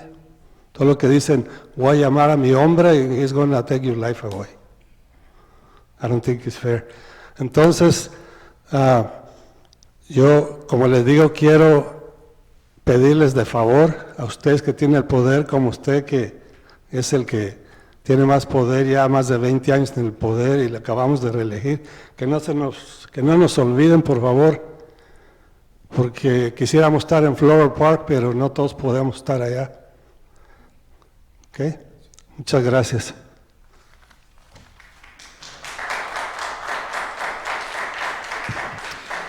Hello. We had a meeting with Chief of Police, Mr. Rojas. More than 100 people were present. He helped us a lot, and thank you very much for his help. We spoke that 50% betterness, but we need more help, and please, you help the police department as much as you can. Our property values are going down. We can't sell, we can't live there. I know there's prostitution for many years, but in the last 2 years it's been worse. There have been death threats. When every time we tell them we're going to call the police, they say, go ahead, we're going to call our man. So we ask you to please help the police department. You've been reelected, so please help. Thank you very much. Thank you. Chris, followed by Donahue Farrow. Good evening. So the only information I have to add, to what my neighbor Frank about this situation. Just 3 brief points. It appears that you have a resolution that you'll be adding 10 officers to your force, or that you intend to. It's pretty nice. 20 would be better. I mean, there are many citizens here that very much appreciate our officers and the efforts that they do to protect our city and its citizens. But if, for example, our neighborhood had any complaints about our police department, is that maybe their response time to whenever we need them isn't very quick, and it builds on from there. If our force was a little stronger, a little more numerous, then I'm sure that those complaints at least would go away. Here tonight, we're pretty excited to hear about all these improvements to our city, making a very modern metropolitan area, downtown and elsewhere. That means nothing if we have, this ugly life late at night, where all these people coming from gosh knows where, bringing in all these young ladies, and basically selling meat overnight. It gives a very ugly facet to our city that we prefer not to have. And in our meetings that we've had with our officers, they've told us we can't arrest ourselves out of this problem. Well, maybe so. And, you know, the best thing to do is to push it away. I would like, I mean, you know, all of us in our neighborhood would like something in the middle. Arrest some of the problem away and push it away as well. But somehow eliminate it a little more. My last point was that, you know, we had some representatives of our youth of our city. And, yeah, like Councilman Reyna said, you know, that he has a soft spot for supporting the youth of our city. So do I. I'm a school teacher. I'm also on that same boat. Some of these ladies that are being sold overnight are not ladies at all. They are children. They are girls. Some of them, well, they are abused, and they have even been killed throughout the line of work that, if we could call it that they participate in. So for them, and you know, and also all the little nuisances that we have, please support our police department. Thank you. We hear you loud and clear. Thank you. Thanks so much. Thank you. Donahue Farrow. And then Michael Jankowski.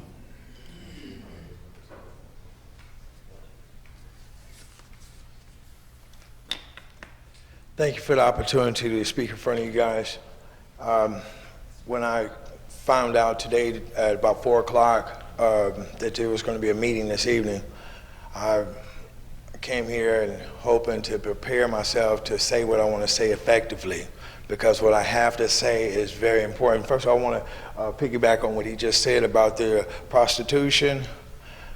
I'm a ex-personal bodyguard for working girls in Las Vegas. On several times, I've put my life in jeopardy to protect someone else. You know, working girls.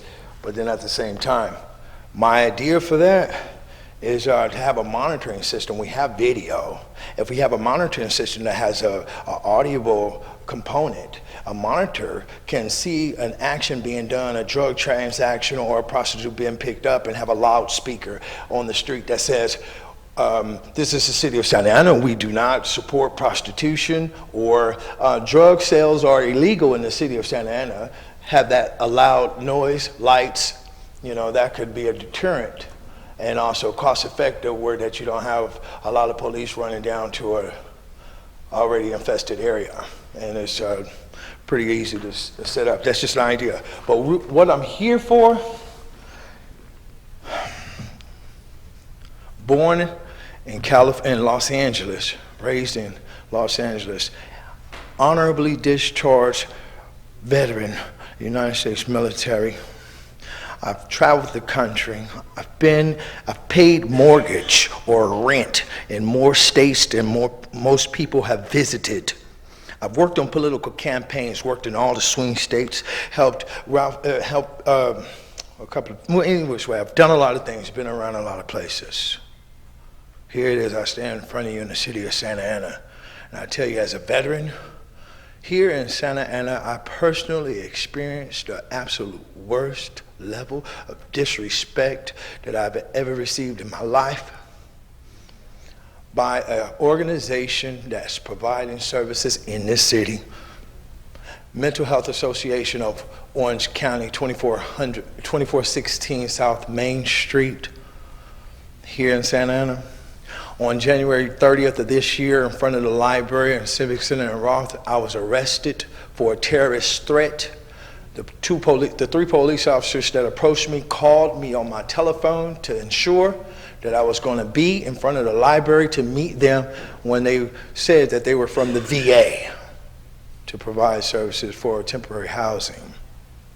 Well, what it was, because of my veteran status, because of my training, the threat that was falsified to the police was taken serious. If you could please wrap, you're out of time. Let me call. I'll wrap it up quick.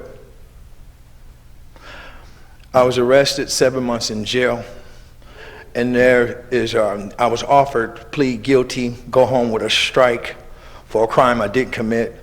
Audio recording was withheld from this, from my case.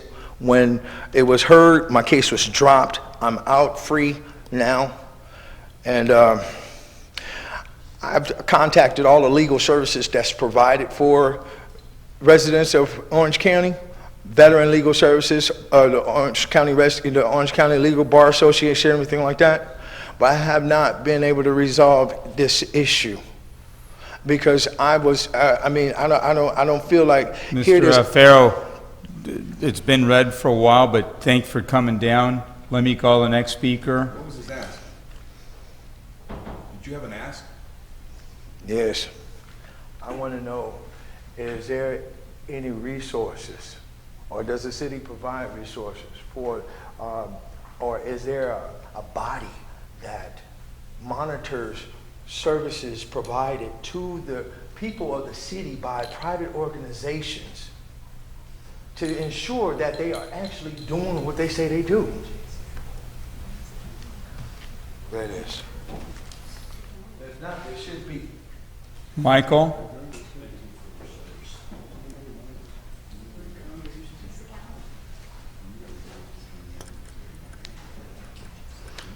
Good evening, Council. I'm Michael Jankowski, and I'm here today again in reference to our neighborhood issue of prostitution, like Frank and Chris and others have talked about, and we've talked about before. And it's true that we had a great turnout for Chief Police Officer Carlos Rojas. We had over 100 people attend at a house in our neighborhood to talk about the issues. Unfortunately, it's still going on.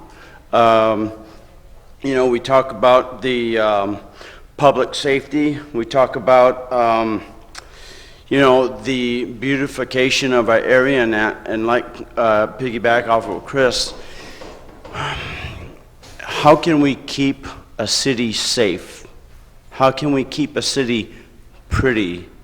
Granted, prostitution goes on at nighttime, but in our neighborhood where there are kids walking, it's starting at 9, 10 o'clock at night and goes till 6, 7 o'clock in the morning.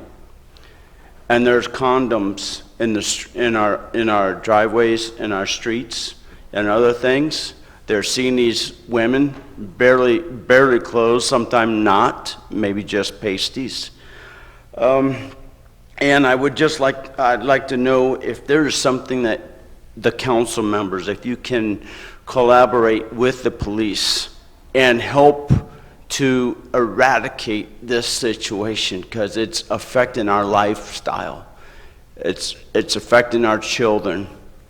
And and also, like somebody else, there's a gentleman that's not here today in our neighborhood that was threatened. One of the ladies said that she was going to get her man to come and take his life. And I had a pimp actually roll down his window when I had asked a young lady who was parked in front of my driveway if she can kind of move on. And the gentleman in the back seat threatened me.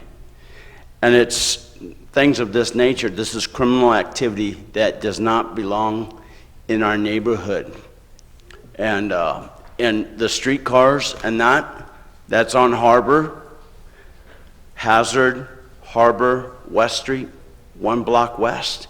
It's inundated within our neighborhood, our circles. It's ridiculous, and I don't think our neighbors who have worked so hard to have to go that far. Thank you. Sorry. Thank you. Robert and Aya.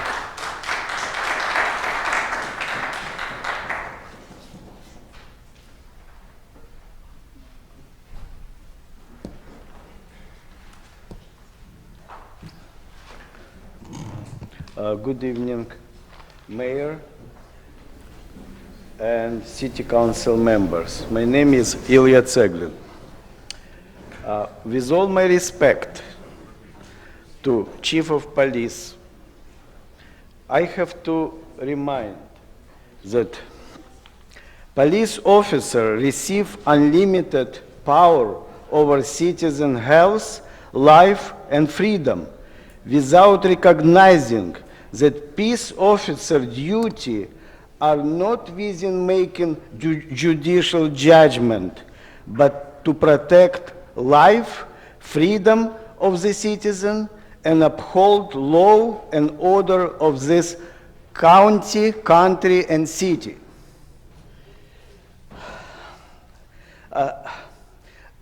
I just wondering, for 3 years, I'm calling for welfare check, and I find out they have a decent people, that they have people undecent that should not be in police. Why they in police?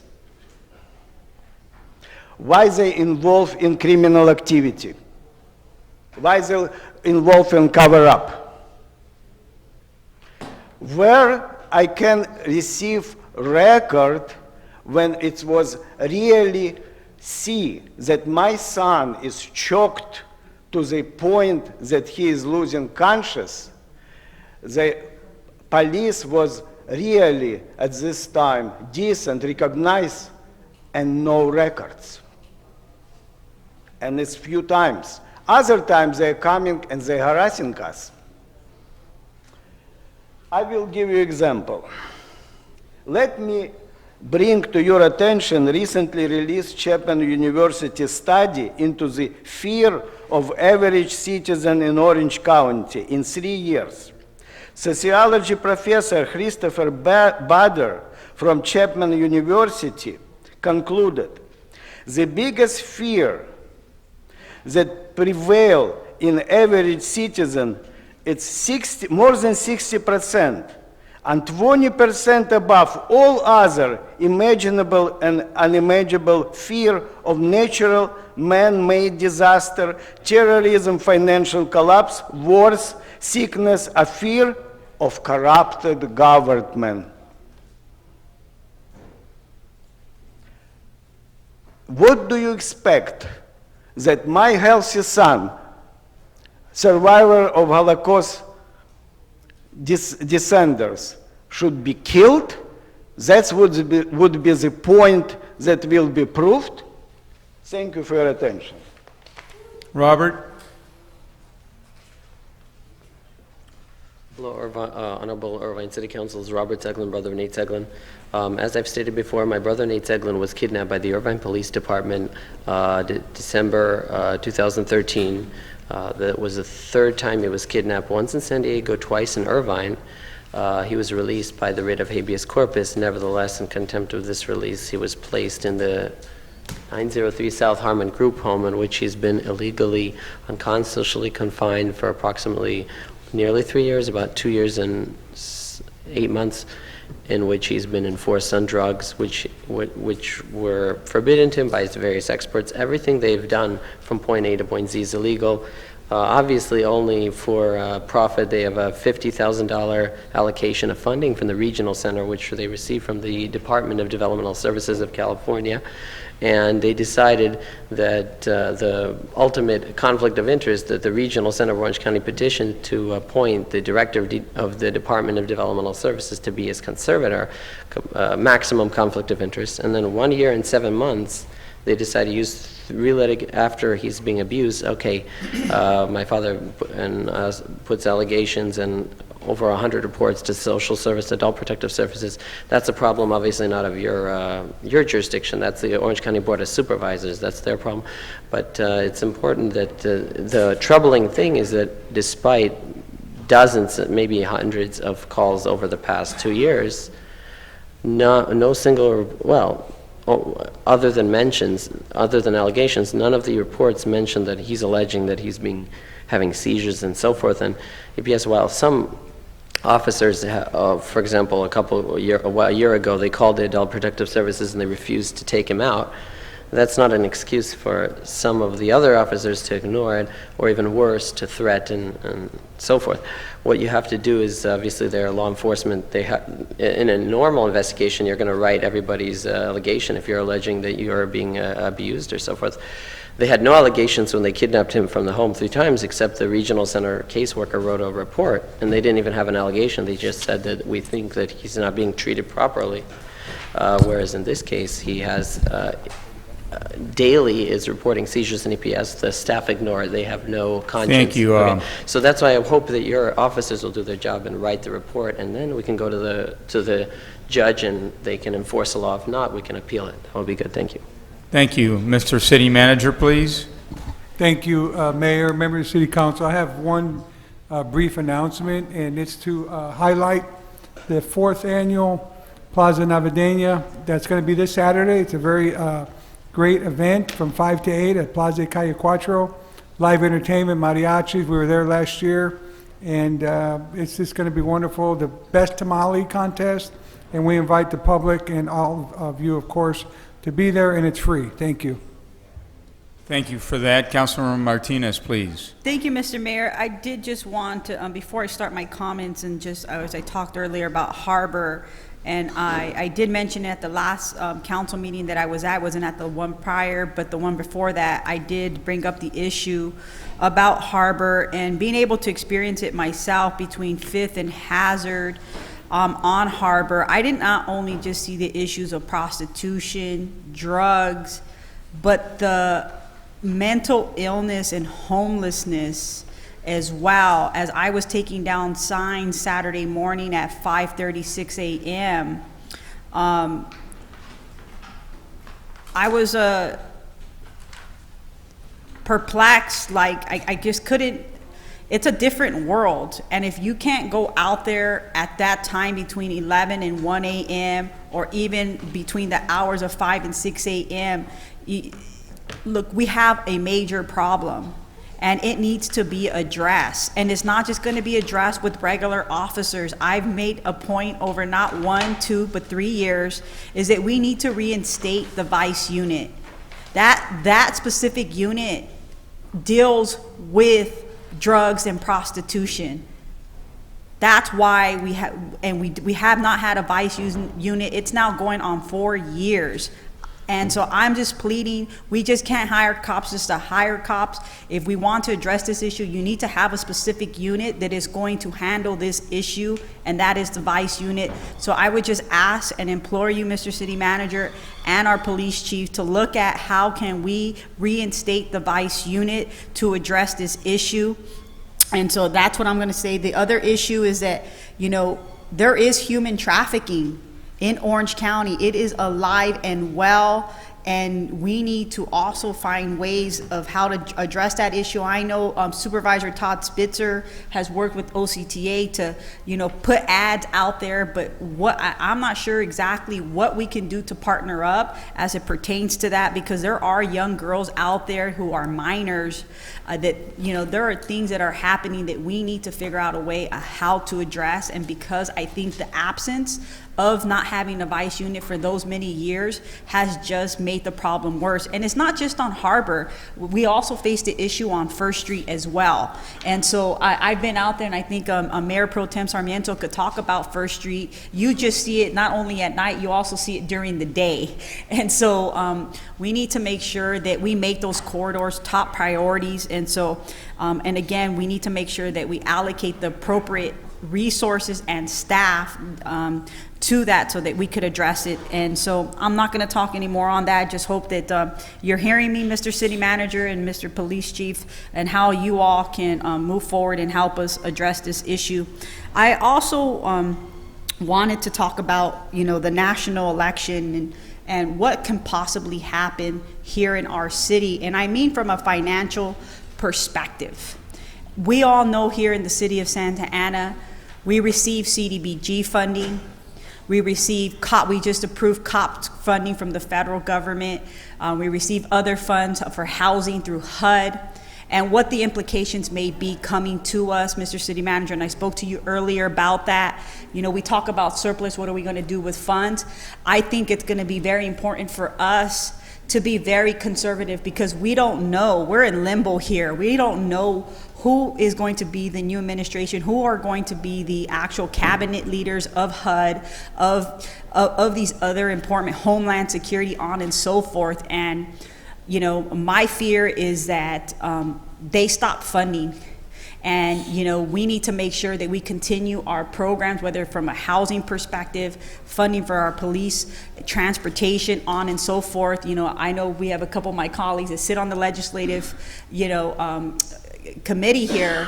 You know, I don't know what our return on investment is going to be as we go moving forward to go and be advocating, making sure we're already hearing a lot of things out in the community, who those specific appointments are going to be, what potential cuts. I'm trying to be optimistic. I am trying to be hopeful, but we also have to be realistic and get ready for the worst to come, that funding may stop from the federal government coming in to local municipalities. It's my hope that that won't be the case, but we have to be prepared and we have to think about that coming our way. The next thing that I wanted to talk about is, and I think it's important as we end this election, moving forward, we have an opportunity to continue to do good here in this city. I know there are a lot of our residents, our kids, our families that have fear and anxiety. What I would just say, and I made the statement earlier, is that we need to stay in solidarity. We need to continue to keep on fighting and doing what we do here in Santa Ana, and that is to protect our families. That is to make sure that they feel safe, and I'm committed to continuing to do that. And it is my hope that my colleagues will also continue to fight the good fight in making sure that we do protect the residents here in the city of Santa Ana. You know, Thanksgiving is right around the corner. Next Thursday's Thanksgiving, and as I think about Thanksgiving, we have a lot to be thankful for. And I think it's important for our residents and here my colleagues to that what we're seeing and what we're experiencing is not anything new in this country. And so what I would ask for us is to be thankful for the good things that are happening in our community. Be thankful for having our health, right? More importantly, that we're here today, that we're able to make good sound decisions, you know, and that we are very blessed to live in a great city like Santa Ana, and those are the things that we should recognize. At the same time, not forget that we still have to fight that good fight, but we should be thankful. And as we enter into Thanksgiving next weekend, we are with family and friends, that we remind ourselves that we also have to do good as individuals. And what we believe in within our values, we have to practice what we preach. And, you know, next week, I'm actually going to be spending Thanksgiving in Las Vegas. And I feel very blessed that, you know, I have the opportunity, you know, to spend Thanksgiving with my family and my father that came into my life 2 weeks ago. I have not reunited with my father after 30 years. That is a blessing. The last time I saw him, I was 7 years old. And I am very blessed and honored to have that opportunity. And, you know, I will be able for the first time with his children and his wife and with my twin brother to have Thanksgiving for the first time with that family. And so I feel very thankful, very blessed that I'm going to be able to do that next week.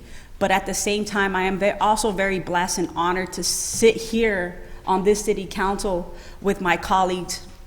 And I just want us to realize that there's always going to be setbacks, but there's always a comeback. And we need to understand that. And I just want to thank our city staff. I want to thank our residents for the good things that you all do in this community, because we do a lot of good. And that's what we need to recognize here today and moving forward. I look forward to working with my colleagues here on this city council and with the residents to continue to progress this city, because there's a lot of great things ahead of us. And I want to wish you all a happy Thanksgiving and good night. Thank you. Councilor Tinajero, please. Thank you, Mr. Mayor. I want to, we are going to look into this. We are going to listen to the residents that came to speak to us today. If there's one thing that I've been proud of this council is that we listen to our residents and we act. And part of the reason why we do that is because I believe everyone, for the most part, I would say the majority of the people on this council really have the interest of our residents at heart. And that has been the cornerstone of the majority of this council. I want to congratulate 3 of our football teams here in the city of Santa Ana. We have Godinez, Segerstrom, and Santa Ana High School that are all going to be competing in the second round of the playoffs. I believe Santa Ana High School is even ranked #1 in CIF. And talk about a program that was 1 in 27 years ago and has now become one of the best programs in that division and is currently undefeated. I come to you today because we have some major issues that we have to take a look at. The elections are over. What happened in the elections, a lot of you guys are aware of, but many are not. And so it's important to lay it out. I'm extremely proud today of 2 colleagues. One is sitting right next to me, Vincent Sarmiento. The other one is right at the end over there, and that's Roman Reina. The reason why I'm proud of them is because what I witnessed, I had never seen before. A Police Officers Association president saying, if you want me to support you, tell me you will fire the police chief. That was the ultimatum. And we're going to spend $400,000 in this race. That would have scared the daylights out of anybody whose sole purpose is to preserve their own self-interest. But these 2 men up here stood for you. And they said, we don't operate that way. We are going to represent this city. And they reminded them, do you remember when we became council members? In 2006, the mayor ran the show. He had his right-hand woman, Jill Arthur, who goes by Joe Wallace today, dictating. I remember there was a hospital, a group from, I believe it was Minnesota, that came out here to see if they could build a hospital over by the Xerox building. They met with her for 5 minutes. She said, we don't want that, we want a high-rise. They said, well, who's the council member of this ward? And she kind of chuckled. His name is Vincent Sarmiento. They called him. That's when we found that we were never part of the game. There was no democracy here. Things were done in the background. So what did we do? We changed the whole thing. They filled up this room with people saying that we were doing the wrong thing by changing city managers. We were going bankrupt, everybody. Under this leadership, under his leadership, with his people, we had to give away our fire department. We had to give away our fire department. And then this council made the decision to go hire another city manager and to bring in different staff. It was this council that made those decisions, and because of that, we had a surplus. For the first time since 2008, our employees here in the city and our police officers received a raise. And you know the beauty of it? It was a $15 million surplus. And our city manager brought this to us, and we thought it was a great idea. You know what? It's been a dry spell for many years. This is your victory lap. Here's what we're going to do. We're going to split it in half. Half of these funds are going to go back to the community and to our infrastructure. The other half will get split equally between our city employees and our police officers. That had never happened before. But this individual wanted more. And he was going to try to get it. Police officers were let go because they were vandalizing a pot shop. Now I tell you, if you don't let them go and they can still patrol the streets and an incident happens, how credible are they going to be in court? The defense attorney, all they have to do is put up that video again to question their credibility. But here's what happened. Our mayor, who had control at one time, it wasn't just this city and this council that saw what was going on. He lost control of OCTA. He got removed from AQMD. Other electeds from other cities said, you gotta go. And they removed him. You know how hard that is? Well, it wasn't very hard for them because they had already realized that they weren't gonna drink that Kool-Aid. So then what happens is you have a Hail Mary and a deal is cut. I've never seen almost over $400,000 spent to go after 2 council members who have done nothing but make decisions to make this city a better city, who have taken us out of bankruptcy, who have cast the hard votes at times when other people didn't know what was going on. I've said this before and I'll say it again. My wife said to me, "Do I need to worry about your safety?" I said, "Honey, let me tell you something. We have to do the right thing because our future of this city depends on it." They came this close from turning this city into something that we could be proud of to something that is run by a special interest. And that's what we have to be careful about in a democracy. And that's why we need to go to ward elections. We need to go to ward elections because it is extremely difficult for someone to walk every household and knock on that door and introduce themselves. But you can do it in your neighborhood. People should already know you. If you have ward elections, what it does is it brings people in that feel that they're being disenfranchised. We could include our Vietnamese community and say, hey, you have a shot at having someone represent you up here. We can go to our north neighbors and say, you have a shot at having someone represent you up here because you know that community.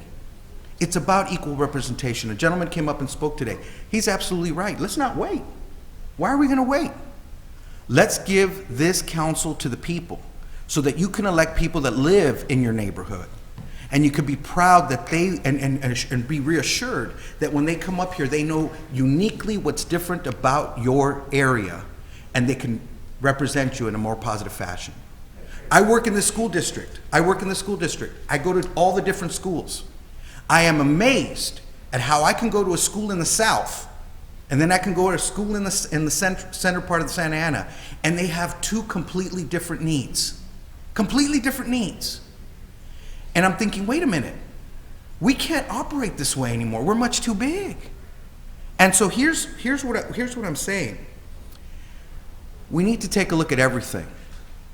With the new president, we need to ask ourselves, do we want to continue in that ICE contract? Do we want to continue in that ICE contract? I want to ask our city manager to start taking a study to see if we could exit out of that contract. We need to start phasing out of the jail business. We have openings in our city. That we can fill some of those people that are full-time people there and bring them into our city so nobody loses jobs. Ladies and gentlemen, what you witnessed had never been done before. A council member lost their seat because they hyperbolized something that really wasn't happening in our city. Sound familiar? Does it sound familiar? And so the question is, we as a society need to understand and spread the word that this is our city and that we're not going to let special interest and we're not going to let money dictate our future. And the time is now. So I'm going to ask you to join me and to spread the word so that everything is transparent, and we follow the money and we follow what's really happening here. Again, I tip my hat. It's been an honor, and it continues to be an honor, Roman, to serve with you and to serve with you, Vince, because they stood for the right thing. And because of that, we are on good footing economically. We're hiring more police officers, and I think we need to revisit that. Right now, our officers work 3 days a week, 12-hour shifts. I think we need to revisit that 5-hour work week at 8-hour shifts because it's going to put more officers on the street. Thank you, Mr. Mayor. Thank you. Councilor Mayor Pro Tem Sarmiento. Thank you. And thank you for that, council member. I don't know how we follow that, but you know, there's a lot to say right now, and I think we want to make sure that we have our cooler heads prevail, and I certainly don't want to speak from emotion because that's not really my style. My style is more to speak a little bit more calculated and a little bit more analytical about this. But you know, I think these elections, unfortunately, have been very difficult for all of us. I think whether you know your candidate won or lost, I just never saw the messaging and the campaigning be so negative and so personal. And it's unfortunate because, you know, this wasn't an election on public policy issues. This was an election of trying to distort a person's character, a person's brand, and that's when you realize you've already won, because they're trying to distort something about you, not of what, what you stand for. So, I believe the council member is right. I know in, all my years that I've lived in the city, I've never seen this much money invested into an election, a local election like this. And unfortunately, I think it was misspent because, all of us support public safety. All of us support law enforcement. All of us support our communities being treated with respect and with decency. So I don't know where we were that caused these differences. So, it's unfortunate because it's also been done in the context of, a national election that was very nasty as well. So I don't know if that seeped into our social fabric here in the city, that it was okay to do these things nationally, so it's okay to do and distort things locally. And for all of us who are concerned and fearful about what's happening nationally, we all have to remember, all politics are local. And I think that people have said it well who've spoken. We're not going to change anything here in the city with respect to our treatment, our support, our care of the immigrant community, of the undocumented community, of working families. That's just something that's not going to change no matter who's in office. So I'm very proud of people who've been trying to message that, because we know that there's a lot of frustration, there's a lot of confusion, there's a lot of fear more than anything. And what made me hold a press conference last week, and I believe Councilmember Martinez was there, was because I heard that parents weren't allowing their children to go to school. People weren't going to work, people weren't going out, they didn't know what was going to happen. So, those are times when I think the community looks to the leadership and they say, well, where are you? Do you stand with me? Do you stand behind me? Or are you going to be facilitating these efforts to threaten and break up families? And, I thought that, our message was clear, was that our laws here locally haven't changed. And I know I met with the city manager and spoke with the police chief, and, we're going to continue to be a community that cares for our residents, no matter whether they're documented or not. And so I think that needed to be said. But again, back to the local election, I know that what the council member was referring to, I can't speak to, because on the advice of my council, there's more to this than just a frustrating, difficult election. I want to remain silent on those comments until later. But what I think I can say is that the good thing is that I think the good messaging, the positive messaging, for the most part, prevailed over the negative messaging and politics of distortion. I'm optimistic about our future, because I think that this council really cares about the residents. This council really cares about families that never had access to government and never were engaged and never had their issues addressed. And we have to remember, the election isn't over. There's about 25 to 30,000 votes that remain uncounted. And so we realize that there was a huge voter turnout here in Santa Ana, and we've only had about 45 to 47,000 votes and ballots that have been actually tabulated. And so we're very, with the help of the clerk and those of us who are monitoring, we're very concerned, because we want to make sure that all of our residents in Santa Ana who cast a ballot has their vote counted. And we don't want to see, hopefully, I have confidence, but we don't want to see that any votes are, for some reason, challenged very thinly, and they're set aside. So we're looking at that as well. But we don't know the final results. We do have some forecasting. So I do want to say, I congratulate Councilman Reyna. I think he ran a campaign that was positive. I think he ran a campaign on the facts and on the issues and on the public policy positions that we all stood for.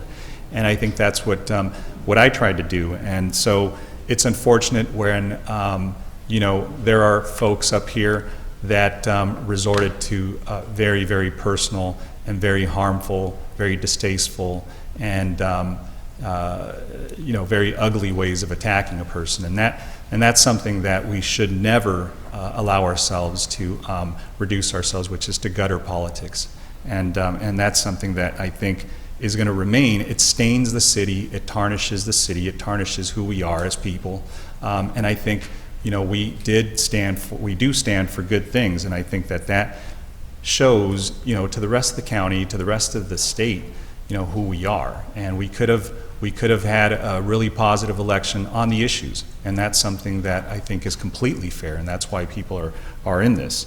But I guess what I can finally say is that there's 4 of us up here that are now lame ducks, which is a good thing because it's very liberating. So I don't see another election in my future, so we can speak very freely about issues and take positions on things that we're not looking at consequences of a future race. That's a very good thing. It's a very liberating thing, but it's a very dangerous thing to those who are trying to confine you. And as my colleague said, we have lived in fear, for many of these years, especially because you think somebody's going to, put you or your family in a position of harm, and that's not the way we should, live our lives and conduct ourselves. Look at the city of Costa Mesa. Look what happened there, and look what happened to council members in that city. You had a rogue association go after some members. Whether I agree with what their policy positions were, I never agree with those tactics, and so we don't want that sort of, those sort of tactics here. And I call on our city manager and our police chief to make sure that the safety of those who are, elected by the voters. These positions aren't given to us. These positions are vested in us by the will of the voters. And so when you hurt somebody or cause harm to somebody up here, you're causing harm to thousands of voters that supported those of us who are up here. And it's an important political position that we find ourselves in. So, I'm looking forward to, these, if the numbers stand of continuing to work with my colleagues and those who want to make good, solid differences here in the city and stand for the things that we've done, which I think are, good affordable housing, open space, youth programming, investing in sound public safety with our firefighters and our police officers, who I have nothing but praise for.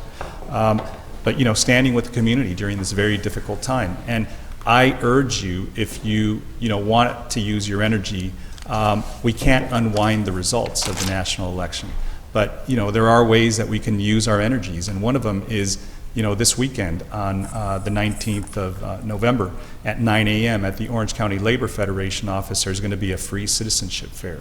We should be working and mobilizing already. If you weren't excited about the result, if you're worried about the result, well, now's when the work begins. 2018 is right around the corner. 2020 is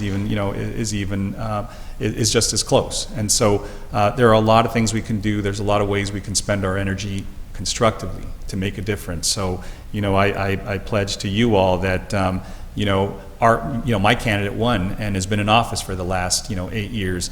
But I understand that many weren't happy with that candidate, and what they did is they worked, and that's what I think you do in an election. When your side doesn't win, well, you just mobilize, you get busy, and you start working in a positive way. So I think those are things that I think all of us can take lessons about. But I do want to say to everybody, thank you for giving me the opportunity to represent you once again, and I hope that we'll have more opportunities to continue to do good work on your behalf.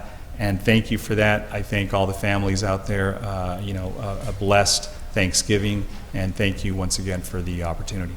Thank you, Councilman Reyna, please. Sure. Like always, we live in a desert, so please be water wise. Regardless whether I won my election or didn't win my election, we're still in a drought. We still live in the city of Santa Ana, so please conserve water as much as you possibly can.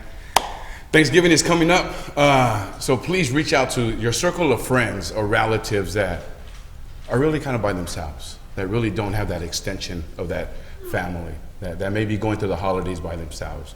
really make that intentional effort to say hi, to include them, to bring them within your family structure or dinner or whatnot. It would really mean a lot to them going through this time of the year. I agree with my colleague. Absolutely, we got 3 Santa Ana Unified School District football teams into second round of playoffs, which is absolutely phenomenal. I wish all 3 of them success. I'm going to be going at the Saints game myself, so cross your fingers that we bring home a W. At the end of the day, holidays are coming up, so the best place to shop is here, Santa Ana. Make sure you invest in our community. The ripple effects that it has is absolutely phenomenal, because now the shops can be able to hire more people. We raise more tax revenue. Those dollars reciprocated and keep it within our community. And that's one of the best ways of making our community strong, is reinvesting in our community itself. Elections are over, and there's definitely a lot to say, but it's how we carry ourselves, not only in victory, but in defeat as well. And, there are a few things out there that I would like to briefly speak about. In the beginning of this calendar year, you heard a lot of gunfire. You heard a lot of people talking about gunshots and trying to figure out where did it come from, and is it the cycle of kids getting in and out of jail every 5 to 7 years? Is it Prop 47 that released a lot of inmates? And I'm sure they all contributed to that. Was it the lack of nonprofits or services provided to our young people 7, 10 years ago who are now 16, 17, 18 years old trying to figure out what to do? In the same token, right around this time, there was a specific gang member that was running Orange County. His name is Sana. FBI finally got rid of him and removed him from the equation.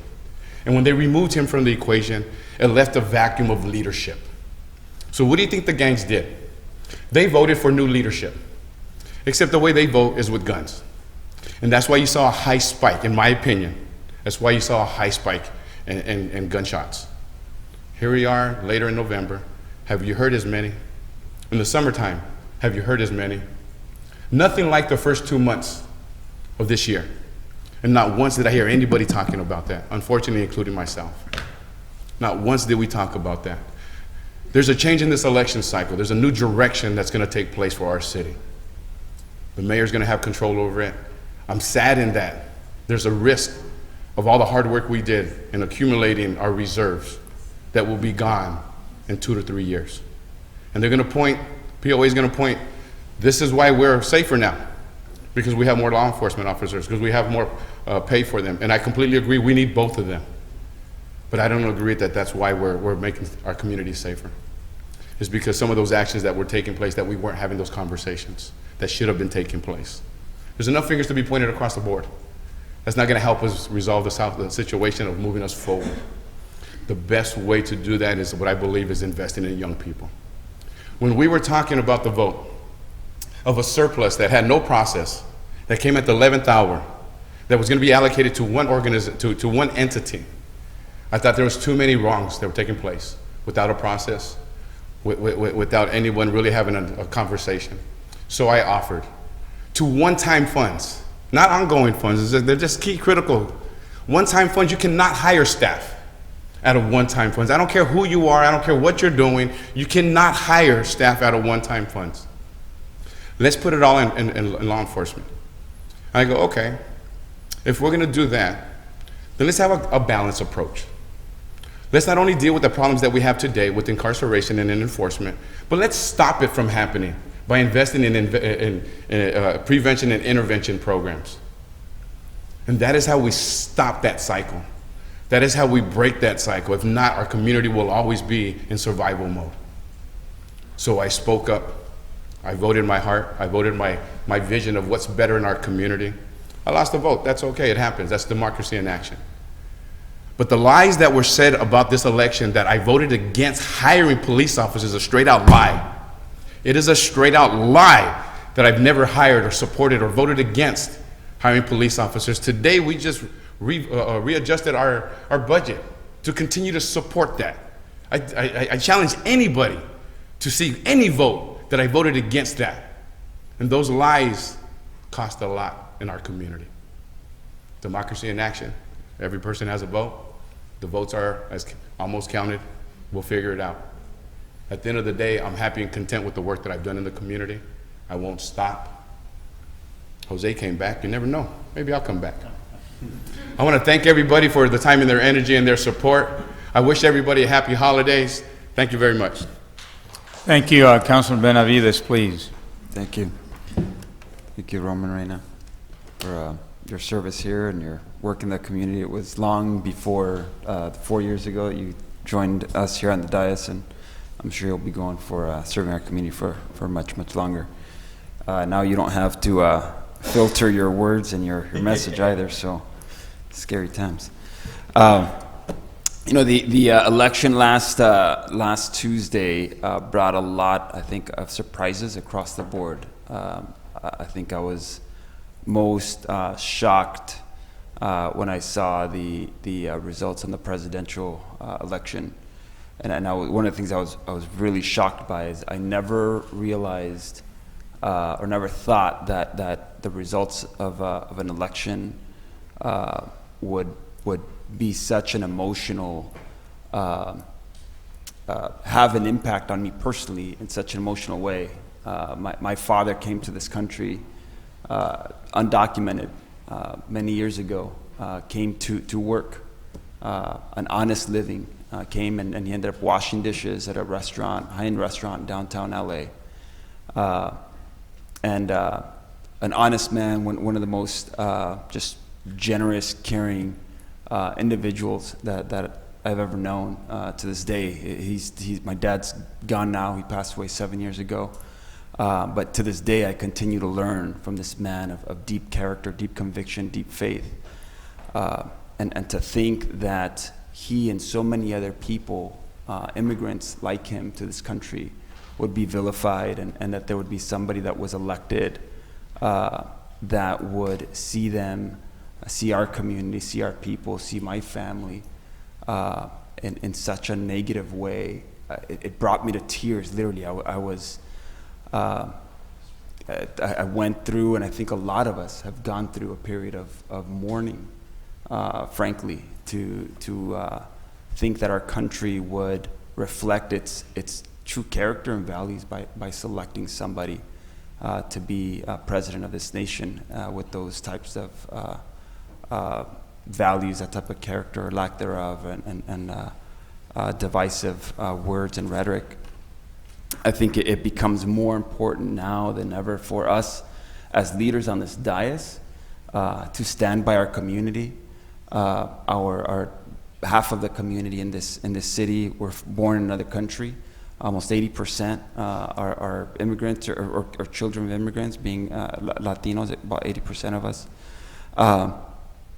We have talked through the contracts and relationship that we have as a city with the federal government, specifically Homeland Security. And we've had heated discussions here, and there are two sides to the issue on the whole contract with ICE and the jail. But frankly, at this point, the next day I sent a message to city manager, to the police chief, and it was echoed by members of the council here. We need to, as quickly as possible, end that contract, end that relationship with Homeland Security, end that relationship with ICE. There's no place for that type of arrangement with the city, here in the city of Santa Ana. A number of cities throughout the country have taken a stance, a very bold stance. I think a lot of our community have been in fear. I went into KidWorks, a center that I work at the day after, and literally there were people, both our staff and families, parents, in tears and fearful about what would happen once the president-elect gets sworn in. And there have been, we can live in a state of fear and caution and worry, or we can take a bold stance. And that's what cities throughout the country have been doing. A city of Seattle, a city of Los Angeles, a city of Chicago, a city of New York, city of San Francisco have taken a bold stance, and they've said and they've communicated publicly that they will stand by the immigrant community, that they will not cooperate with ICE on deportations. Recently, Chief Beck, LAPD, took that stance publicly. And I think we have an opportunity and I think an obligation to take that stance as well. When you have mayors with last names of Murray and Garcetti and Emmanuel and de Blasio taking these stances, I think it's time for a city with all of us having Spanish last names for us to take a stance publicly. So that what I'm going to ask is at the next council meeting, whether it be an 85A, and hopefully it doesn't have to be an 85, hopefully it's something that collectively as a city, we can take a stance and a position to pass a resolution. And I would go so far as we look at what the other cities have done. We've talked earlier about being the city of Santa Ana leading in certain areas, and I think that's one of the things that we have to lead definitely at a minimum here regionally and throughout this area. That, frankly, this whole idea of even this fear of being labeled a sanctuary city, and I think even personally I've been very cautious about that. At this point, I'm saying, the other side has been so bold to spout out hatred and division. I think we need to be bold to even take the stance to say, hey, this is a sanctuary city. This is a place where our community is safe, and we're not going to not only stand against them, we're going to stand with them. We're going to protect those that are most vulnerable in our community. So I ask the city, both city manager, city attorney to help us in crafting something that we can take some action on in 2 weeks, and to again stand with our city and with our community. I love this city. The city is amazing. The city of Santa Ana is a beautiful place, and what makes it most beautiful, it's people. It's our community. It's our residents. So with that beautiful city of Santa Ana, I bid you a happy Thanksgiving, a good night, and look forward to being able to take some action to stand with you here in 2 weeks. Have a good night. Thank you. Thank you, Council Member. I just want to end on a couple notes. One is that I believe we all love the city very, very much. And I think it's come a long way, and it has still a long way to go. Sometimes you go forward, sometimes you go backwards, sometimes you go sideways, but I think if you're always moving with your heart and with passion and with conviction, eventually you'll end up in a good place and in a proper place. And as we all heal from the process, and often elections are a very difficult thing to go through, I think that our convictions will guide us in good directions, and I think we will continue to lead the city in the areas that we need to. I know there's things like the gang unit that we talked about, and/or the vice unit, things that we've had in the past that cost money that we had to do away with in order to save money and strengthen the city, that we're just going to have to bring back because there's no other way to solve certain problems. And how we do that, how we struggle, what we do with, what we do without, how we get there, that's to be decided hopefully in a manner that's wise and that's well thought out, that's cool, that's calm, that's collected, and that enables us all to make the city safer and make it stronger and make it better. But, make no mistake, we have a wonderful city here, and it's something that's been the work, I believe, of really decades. When you look at all the jewels around the city and how it's different now than it was, 25 years ago or 15 years ago or 5 years ago, there's just so many quality assets that have come and blessed us. So as we go into Thanksgiving, I think we have to, thank God for all the blessings that we have, and we have a lot of blessings here in the city. I think we need to continue to reach out to all and to be respectful of all and to try to work together with everybody as we continue to make a difference. After Thanksgiving, it's going to be Christmas, then a New Year, and then our work will continue. But with that, I just want to thank everybody for their passion, for their thoughts, for their beliefs, and just pledge that I think we should all continue to work together to make it a better city. And with that, this meeting is adjourned.